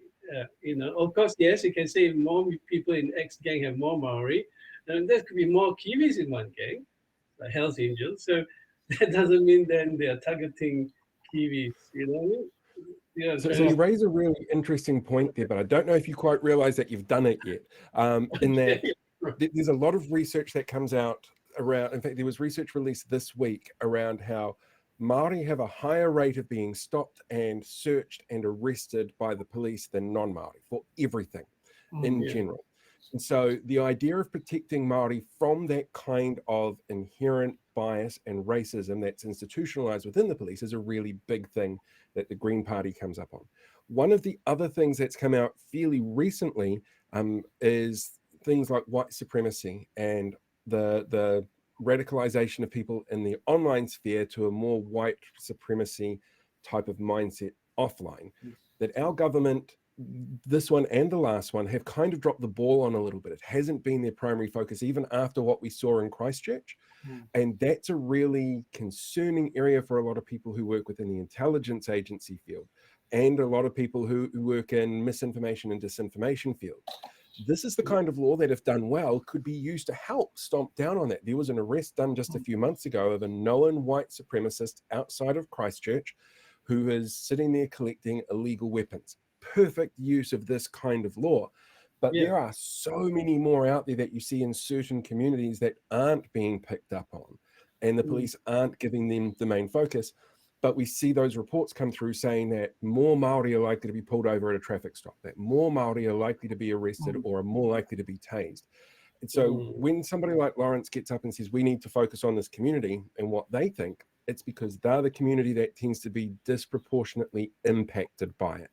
So I think it's part of their kaupapa to make sure that you are getting those equitable results, but sometimes that means changing the attitudes that are being put in place by the laws. This law, I think, could do really good things, but it does come with that big question mark of this government just got rid of the last 8 suggestions from the Royal Commission on what to do after the shooting. So is it really authentic? This is Nicole McKee, who just last week was on Q&A telling people that she was the one who campaigned to John Key and Paula Bennett to make sure that they could maintain those different additions to firearms to make them semi-automatics that was used by the Christchurch shooter. So how authentic is what she's bringing to the table? So there's a lot of big moving parts that come into this to make sure that everybody's kept safe, which is the ultimate goal. I think the part that I had a discussion earlier with Sam, not even now, but 2 months ago, I was on the bus and he called me, was about how this firearms prohibition order bill was to they do have rigorous, very strong, rigorous controls on automatic rifles. I was actually of the view, I myself would want to ban that, because I don't see you hunting wild boar in a nice hunting ground or in a large farm where you need to have automatic rifles. You just a single shot rifle will be enough. So automatic rifles are okay. I have no issues. You have the right to be a hobbyist and buy 30 guns and show off to your friends how rich you are. And by all means, and show that you are an expert shooter, blah, blah, blah. But the danger of that, I think I mentioned with Sam, is in terms of security and safety, is where if you're in a small town and word gets around and then the local gangs, the real ones, find out, this is a stash of free firearms, let's go and steal while he's on holiday in Bali. There's the danger where that opens up that house to be a whole catchment of firearms stolen, or whatever. And so I think I think that if there are rules to tighten this side of it, where I think automatic rifles, or what do you call it, assault rifles, are dangerous because, I mean, if a wild boar is charging at you and you splatter it around, you probably kill 3 of your own hunting group. So I mean, the point is that you don't actually need that. So I think there are provisions, that technicalities, right, to be very strict. But the thing is, the point here, I think, is more importantly that we need to know that these firearms protection or the prohibition order is not targeted at any culture. I mean, like you say, I mean, but it's been good because we have successfully targeted the extremists. It can be left, right, whatever religion. It can be Nazi. It can be, whatever. Okay, so I think that's the great thing about this. But do you guys think that we should actually ban assault rifles? I mean, what do we need it for? I don't think we need them. I know that there are some farmers who argue it for specific, like animal control issues, like wild animal control issues. But I'm not a gun person. I couldn't tell you the specifics behind it. But I don't see many reasons. Ask Nicole McKee. She will be able to tell you. Yeah, that's true. Assault rifles. Assault rifles can splatter like hundreds of rounds per minute, or what is it, per minute? Or I'm not sure. I'm not an expert there, but it's dangerous. If it gets into the wrong hands. If you're a farmer who enjoys having a nice beer with all your mates and then showing off the latest gun you've got, by all means, but then that can fall into the hands of gang members. That's the danger. So should we have a quick look at Simon Court's Patsy? Sure. Minister, how is this bill fundamentally stronger than the firearms prohibition legislation passed into law by the last government? And are you confident, Minister, that this legislation will ensure firearms prohibition orders are complied with? Madam Chair. Honourable Nicole McKee. Thank you, Madam Chair. I'll start my way round through trying to answer some of these questions. To the member from Labor, Honourable Duncan Webb, the nature of these orders, you asked me to confirm whether they're protective and not punitive. What these orders are about is making sure that people comply. It's not an extra punishment on them at all. It's about compliance of the regime that's already been placed upon them, the order that has been placed upon them. So it's not punitive in any way. And of course, the ultimate outcome, as the member said, is about making our communities safer. And we need to do that when we're looking at the amount of unlicensed people with imposition of illegally held firearms creating harm in our communities. So this is allowing police to be able to actually, again, confirm that they can monitor on that compliance. The definitions in regard to the gangs legislation, I'm really happy that the Select Committee went through quite a process with that. And in fact, we have now ensured that the definitions regarding a gang and the associate is the same as the definitions that are in the gangs legislation. Because, of course, actually picking people up who shouldn't be picked up is not what this bill is about. We want to make sure that we do target the right people. So the bill defines an associate as an individual who associates with a gang or an organised criminal group, as you mentioned. And association is based on the person's connection to the gang or organised criminal group activities rather than to any particular member of that gang. The intended target are people who associate with gangs, those who may not be patch members but are involved in the gang activities and their lifestyle. For example, this would include situations where a person frequently attends gang events, wears gang insignia, or participates in criminal offending with gang members. However, it's not intended to target a gang member's family, acquaintances, or even their colleagues. The Green member, Scott Willis. A judge will not issue a firearms protection order and I've said this before, so I'm just repeating it, just because a person has been convicted of an offence of 1 year or more, the judge must be satisfied that a firearms protection order is necessary, it's reasonable and it's appropriate to manage the risk that that offender poses to our communities and to our societies. And when you talk of a range of issues of certain people and members being affected, I'm thinking about the people who have been, the innocent victims who have been shot and killed as they've been caught up in gang warfare. I'm thinking about the grandmothers who open their doors. I'm thinking about the little kids who are asleep on the couches. And I want to make sure that we are removing the ability for gang members and violent offenders to be in possession of firearms by, one, supporting what was a Labor bill to introduce FPOs, and by, two, giving police the ability to monitor the compliance with those FPOs. You are correct that 3/4 of gang members are Māori, but over 1/3 of victims in total are also Māori, and a lot of them are recidivist victims, as are the offenders often recidivist as well. So I think it's a win for our Māori communities who are affected by the illegal possession of firearms and crime. And to the member Simon Court, we needed to make this law stronger because while we implemented the FPOs, we did not give police the ability to be able to monitor that compliance. And we've still had the drive-by shootings occurring and not the ability for the police to be able to actually go in there and make a difference by checking whether or not these people are in possession of firearms. They are able to do that, to be able to go into a firearm licensed owner's home and do these sorts of checks. It makes sense that they're able to do it on those people that have a firearms prohibition order placed upon them. So I'm confident that the changes that this government on this side of the House are making to FPOs will contribute to public safety and will contribute to getting the guns out of the hands of the gangs. Honourable Ginny. Whoa, heck. Gee, that finishes very fast. You have to be honest. Simon Court asked the frickin' Patsy. Oh, yeah. But that's what he's there for. But yeah, no one from, like, I've not seen so far, through the list of things on there, a question from someone who's a national... Oh, no, James Meagher does have a question quite a fair bit later on. Maybe we need to actually ask him, watch him on the couple questions. But yeah, basically, you're just watching the whole thing there. It's either James Meagher... Oh, no. There is some Goldsmith is there towards the end. Well, maybe Goldsmith can explain to us how you become a recidivist victim. We might have to write a book on that one. That's very complicated. I mean, maybe do a PhD on recidivism. Oh, no, I accidentally became a victim again. Or I deliberately became a victim again? Is that how recidivism works? Yeah. I think sometimes... being someone who keeps getting hit by buses by constantly walking out of bus lanes continuously could be seen as a recidivist victim of bus accidents. But they're doing that to themselves. Let's see what James Meagher says. First explanation was going to be to do with some of the proxy votes that acts carry and whether they can call for party votes on behalf of... Well, I'm sorry, but it has been he's sought leave and leave has been denied, so that's... So we'll carry on. Members, we come now to our final debate, clauses 1 and 2. This debate on clauses 1 and 2, title and commencement.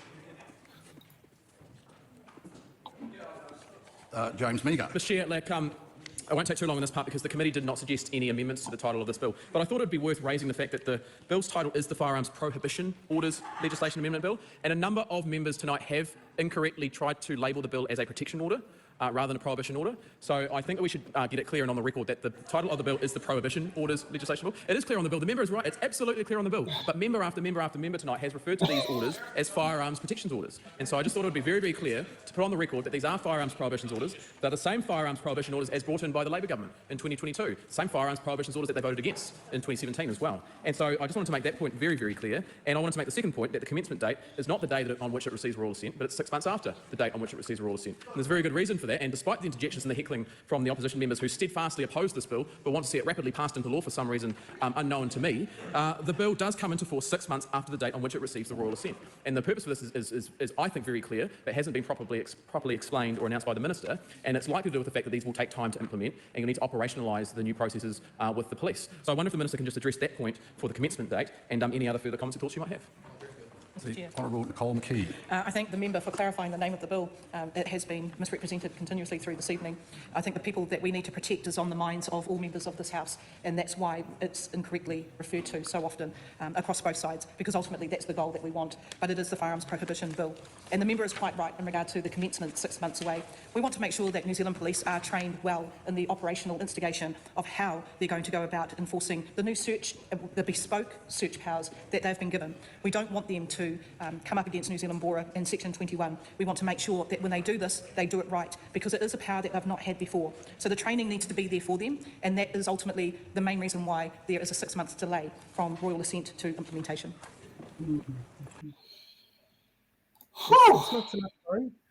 Well, I mean, I agree with that. Like, the 6 months is needed to retrain police, because I don't see anything vexatious about that, in the sense that I understand the fears that Maori and others may have, who may have gang-related family members, where, gang member, that kind of thing. But I don't think it's meant that way.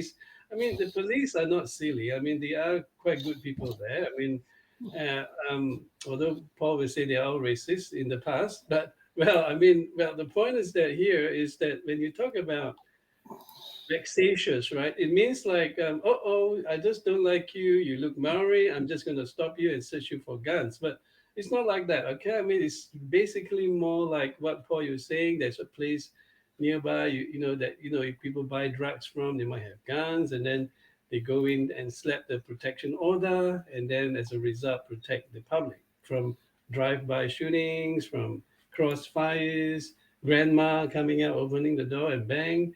So things like that, I think. So it's not really targeted at any specific culture. I mean, so I think it's kind of a good bill in a way to protect victims. And recidivism, I mean, it's not true. I mean, like, look, let's give credit where it's due. I mean, there is this Man Up program that has rehabilitated 4,000 former gang members. They came out, and then now they have jobs, and they are part of a church-based community where they have a sense of identity, a lot of love, a lot of bro hugging and support, and they have changed. They haven't gone back. Recidivists relapse into the to be criminals again. So because some things are like when you come up from the jail or whatever, and then you go back to your group of friends again. I mean, I was a counselor for drug rehab in Singapore, and our relapse rate, you won't believe it, was only 21%. And that's the one where we have strong physical exercises, building them up, their resilience, and lots of counseling and giving them jobs. And then the key is that you got to bring them to a halfway house where they are not related to violent gangs. Now, I'm not talking about an uncle who's a gang member, but who's a good friend or a good uncle. But I'm talking about going back to violent crime, going back to drug groups again, where that's the only sense of identity. Okay, maybe the parents failed or whatever, and they didn't give them the sense of belonging. So it was very effective. So even the so-called military thing that was because our New Zealand Army was training them. Actually, it's like CrossFit training. CrossFit, the really intensive, similar like military, is to build up their muscles, build up their resilience against drugs, resilience against addiction to vaping, and all that stuff. So it's actually meant to strengthen their self-esteem. So, I mean, if viewed in that context, it's fine. But if you see, it's military, the way that the Greens and Labour is, military equals to, but actually it's not. Even the 10 kids being trained up was voluntary, but it's actually meant to build up their ego. I mean, if you're really, and I can tell you when I was counseling these kids, right, after the 3 months rehab in the Singapore jails, they were the ones who were called exit counseling unit. That means they had a chance to rehab and have a new life and not be sentenced to death, right? Because they're 18 to 24, so no death sentence. How strict Singapore is. And our role as counselors was a joy to see that they were so fit, right? That they had so many apps that we guys were saying, wow, you are lucky, guys. You guys have so many apps now, 6 apps, 8 apps. And they were so fit, and health, self-esteem came back. So it's kind of the Man Up program thing that the Man Up people are doing here in New Zealand. which is a success. Okay, let's move now. Let's move on to the next day, but the same bill on third reading. Now, it kicks off with Nicole McKee for 8 minutes. Then you got Duncan Webb for 10, Lawrence Zunan for another 9 minutes. You got James Meagher got a short speech, along with Jamie Arbuckle got a short speech. Got Francisco Hernandez with a short speech. Got Cameron Brewer with such a short speech. Where should we kick off? Oh, I think this one's dealer's choice. Sport for choice, Sam. It's your call. Okay, it's my call. Let's kick off with James Meagher, only because I like James. Just a moment. There we are. Okay.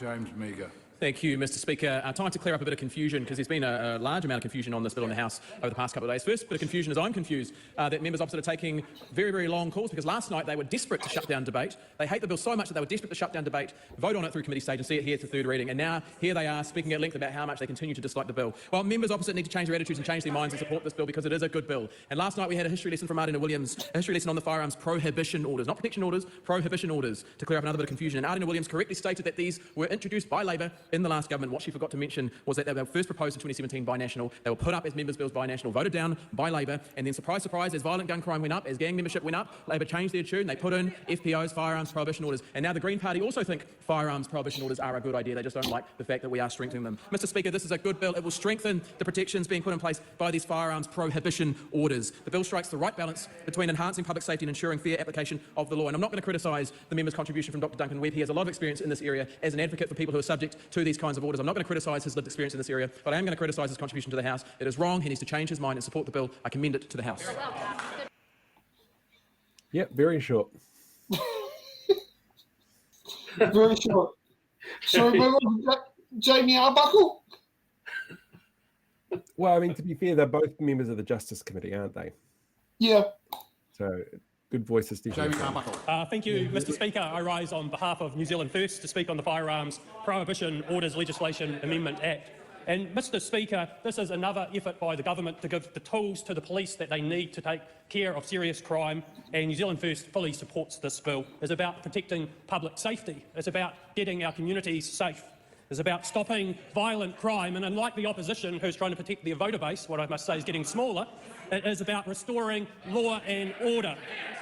It is about common sense. This bill, Mr. Speaker, New Zealand First supports this bill because it strikes the right balance.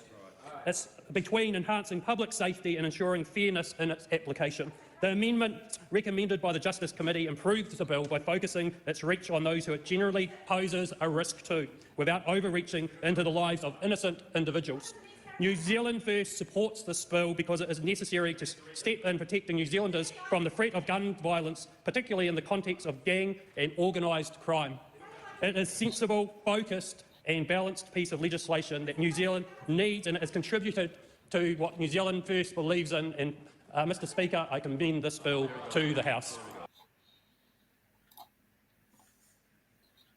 I think he was speaking very slowly there, don't you think? Because it came out almost damn normal. Yeah, I know, and that was at 1.5 times speed. I mean, put it this way. He's a slow speaker compared to Uncle Andy. Should we just make an agreement? When we talk about Andy Foster on the show, on this one, we always call him Uncle Andy. Let's go to, was it Francisco Hernandez? Confused by with my other colleagues such as Ricardo Menendez-March and Dr. Lawrence Zunan, but I'm pleased to report that as they're more handsome and better dressed than me, I'm not offended by any sorts of confusion between us. I rise to take a call on the Firearms Prohibition Orders Legislation Bill, and I want to talk a little bit about the kind of genesis. That's right, strong O you say.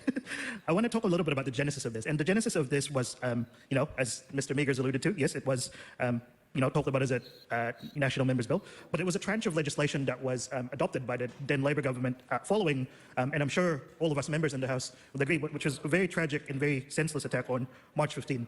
And my colleague, Dr. Lawrence Zunan, rightfully pointed out that we do need to actually center the voices of the people in this. We need to center the voices of the people who've been affected by gun violence. And I think a lot of people have made a point, and a lot of members opposite have kind of talked about a focus on the gangs, right? This bill does actually focus quite strongly on the gangs. You know, a lot of the members' contributions have been about the gangs. But if we're serious about the gangs, how do we actually get rid of the gangs? Well, we get rid of the gangs by creating jobs. But instead, this government has pursued fiscal and monetary policies which has pushed unemployment up 4.6%, the highest it's been. If we're serious about getting rid of gangs, we have to invest in police. Instead, we've seen this government making cuts to police. And this is a quote from the Police Association about cuts that are being made to the police, nearly 200 jobs. Quote, "We think this will be a scattergun headcount reduction exercise made in a silo by people who don't understand the work that people do, who they do it for, and who also won't personally be affected by the outcome of the so-called realignment exercise," which is a euphemism of the cuts that are happening around the police.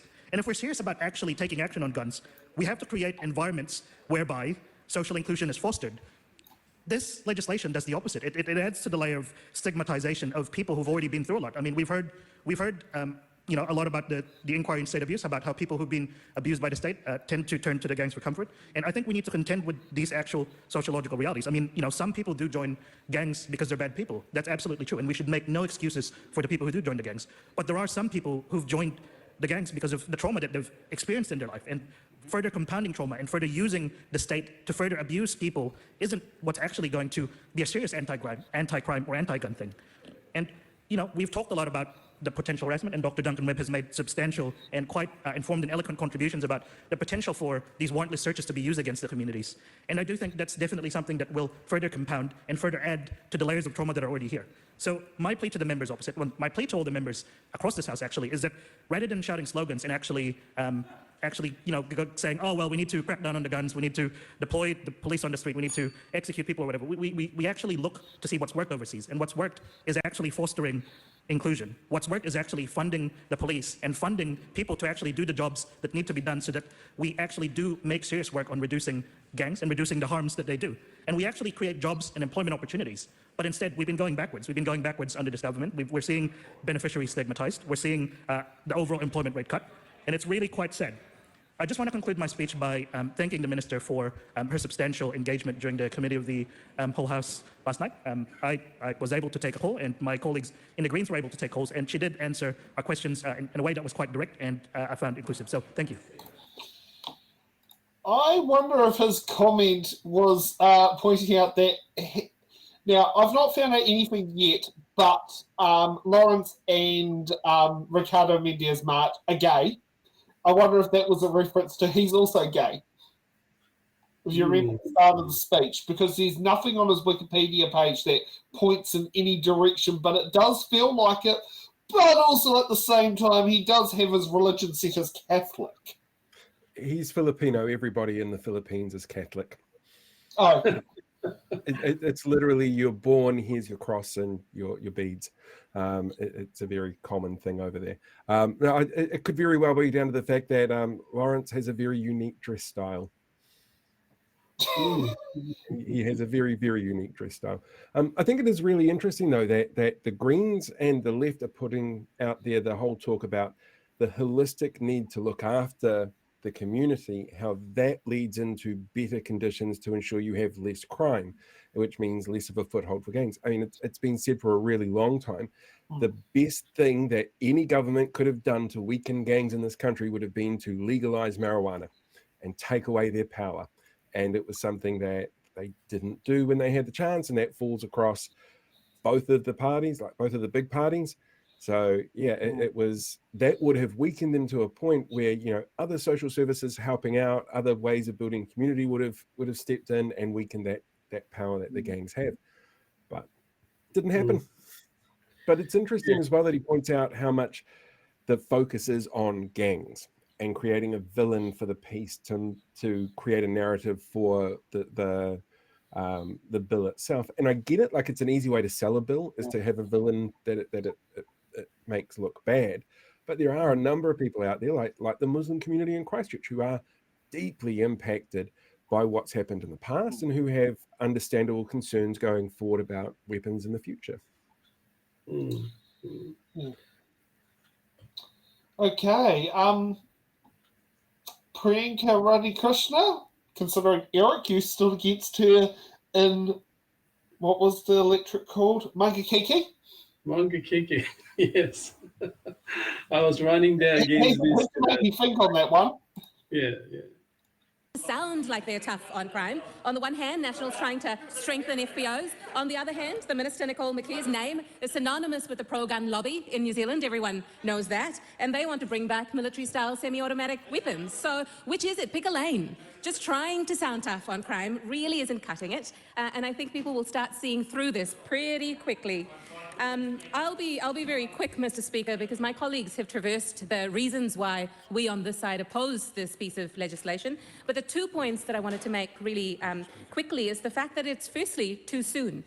FBOs, as members opposite have also acknowledged, was brought into play in 2021. So whether it needs to be strengthened to the level that we're seeing in this proposed legislation remains to be seen, Mr. Speaker. We don't actually have the evidence. There's been no evaluation that has been undertaken of the current legislation, let alone, knowing whether widening the current police powers to such warrantless and causeless searches is even necessary. So as my colleague, Dr. Duncan Webb has outlined, this is an unnecessary piece of legislation that's occupying the House's time. The second point that he also made very clearly, and I just wanted to highlight, was the fact that these are warrantless and causeless searches that will come into play as a result of this legislation being passed. There is, of course, the potential to misuse this. It is incredibly broad. It is unwarranted. It is unnecessary, Mr. Speaker.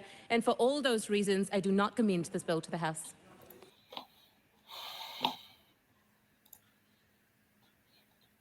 Gee, she talks fast. I need to slow it down. She's probably learned public speaking. Yeah. Well, I mean, look, we have a focus on the fact that she's saying that it's kind of wide and the powers might be abused. Look, in a way, it's actually meant to just focus on those places selling drugs, and then they can go in and then slap the firearms prohibition order on them if 6 or 7 or 3 or 4 illegal firearms are found, which doesn't have license. Unless you have a license, see, I got my license, and this is just a joke. Okay? Do you actually have a gun license, Eric? No, you can come and search my house, and you'll find like the book on strategy, on Wilbur Smith books, and yeah. But no, I'll be honest, I did look at it when I was part of ATC. So at that point, however, I've long left 49 Squadron, which was my one, which was the Kempsey Coast ATC Cadet Unit. And yeah, I've not had a desire to have a gun license since. But it was one of those things, at that point, it made a little bit of sense to have that. And I remember some of the safety bullshit we had to go up with for there, like having to have the gun safe, and like the fact we had 2 keys and we had to have the unit commander have 1 key that lived at his house. There had to be another key that had to live with the second in command in another house. The whole, 9 yards of it. I do remember that we did fail the safety inspection because it wasn't bolted to the ground, but you would have needed to have a hired truck to get the safe off the ground. All right. Wow. I think that there are kind of many rules and regulations. I mean, the last time I think there was this rule that you have to lock up your firearms, right, in a casing, and must make sure it's high enough so that kids don't reach it. And there was a tragic gun locks on the triggers. Yes. I think I read somewhere about 10, 15 years ago in US, one of the kids of someone who owned guns actually took the gun and thought it was like a plastic gun and shot the dad. That was tragic, and that should have been locked up, although he had a legal license. So it's more about the targeting is more like very much focused on gangs selling methamphetamine, destroying our youth, our Kiwi, Maori youth, that kind of thing. It's not targeted, I feel, at center.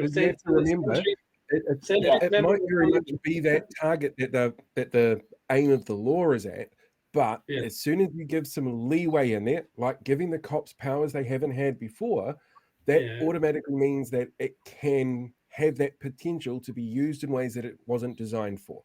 And Okay, we're going to have to get on to the quick next segment of the bills that are coming up for submissions this week. What does that one do?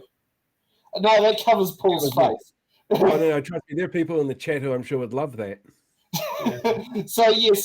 Coming, closing this Thursday is the customers and products data bill, and closing on Wednesday for submissions is the immigration systems. Go to my notes on here.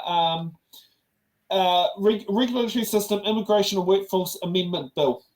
So those are the two submissions out there. If you've got your fancy phones out, you can scan the QR code and it'll take you straight to the submission page to sit there and put in that submission. And I have been asked to do this by Blake. And the great news is, it's great when you can scare things live. Blake forms his about retaining the Ministry of Whaikaha to retain its own separate entity rather than in its own being merged with MSD. I can understand completely why, because MSD basically, put it this way, MSD and the word common sense don't compute with each other.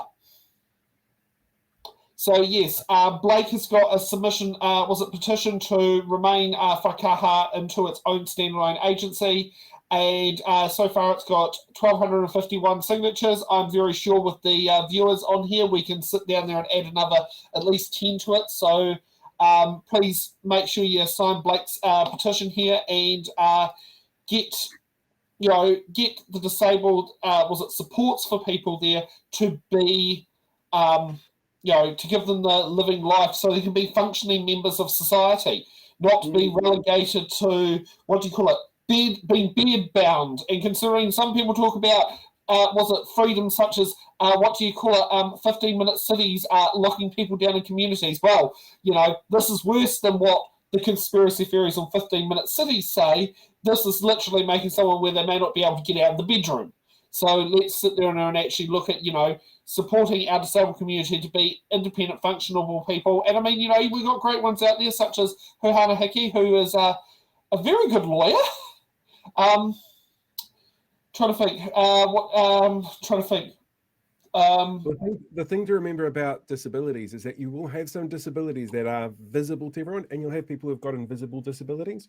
And everybody who has a disability has a right to a quality of life that is afforded to everyone in the country. And putting things into MSD, which is a system that fails on such a regular basis that we've seen them constrict so much, it is setting things up for failure for people who need that kind of service. It's already been evident that the traffic light system is not working because MSD's own letter system is notifying someone that they've breached their conditions, and it takes 6 days, sometimes up to 6 days, for it to appear in my MSD to say, you're in trouble, you've got 5 days to get hold of us, and you find out on day 6, which is too late. And that's already happening. And how long has the traffic light system been in? I think it's not even 2 weeks. No, they rushed to get it through. Yeah. It's don't ask me why it takes so long to have a letter updated on my MSD. Now, one quick thing before we go. What do you think about upping the public roads? Is where it can be enforced, the fine for parking a disabled car park from $150 to $750. It's a huge jump. Like, it's going to come as a shock. Bigger than driving? What do you call it? What is it called?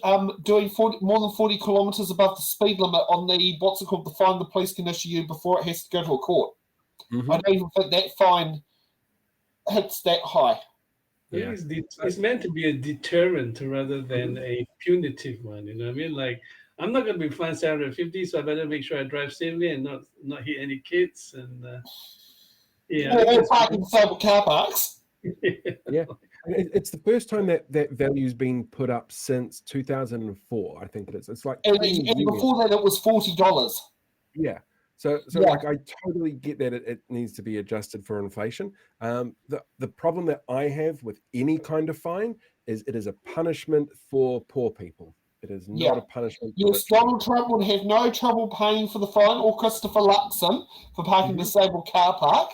But people like me, like Ben, that could be that will be 2-3 day sales at a at the market, or it could be a 3rd day of my sales at Wings Over Wairarapa for 1 day. Yeah. Yeah, if that can put some context, considering one of my employees who's actually worked for me at Wings Over Wairarapa, actually, I did see his name pop up in the chat. He did the last show with me, Henry. So, it's something I thought would be worth doing. So, thank you for joining us. Thank you, Eric. Thank you, Paul, for joining us for today. And thank you, Stacey, for being our remote editor, and for Kelly Skirt for being our on-site, chat concierge? I don't know. What do we call it? You give us a little bit of a heads up. What's happening on Friday behind the wall? Was it behind the wall in Parliament? Let's call it behind the walls for now. We're going to be sitting down and chatting to Megan Woods, Dr. Megan Woods, about energy and fuel supply, and whether or not it does make sense to bring back something that takes 20 years to deal with fuel resilience in the present day. Yeah. Okay. And thank you for joining us, and we'll see you back here at 8 p.m. next Sunday. We'll talk about this week as a recess week, so it's a recess week. It's a recess week, so it will be a bit of a different one, but we'll see what bills have gone through select committee this week at that are juicy and worth talking about. All right, thanks a lot, Sam. And I will come down to Wellington. I'll definitely go to your coffee cut. And, sure, make sure it's a Saturday, Eric. Hey, thanks, mate. So I really appreciate it. And make sure you get your banana maple waffle delight while you're at it, which is fully vegan. Yeah. That one sounds good, mate. Well, with that waffle machine I brought, if anyone remembers, because someone's kept waffling on. Well, you guys might say, "Oh no, you're on the center and the right. No, not allowed to have banana." Only card-carrying members of the Green. No, I'm just kidding. They're all welcome as long as they spend money. All right, see you later. Okay, see you next week. Goodbye, everyone. Well, take care. Okay, have a good day. Cheers. Thank you for watching The Order Paper, your express ticket to the New Zealand House of Representatives. Every episode, we unravel the complex world of legislation, debate, and democracy. From bills to select committees, we've got it all covered. From our team of political commentators who will dissect and explain what's happened so you can remain up to date on what's happened in the Aotearoa, New Zealand Parliament. To support our channel, you can become a Patreon member at patreon.com/it'sintheballot. The Order Paper podcast is brought to you by It's in the Ballot Productions, live at 8 p.m. New Zealand Standard Time every Sunday.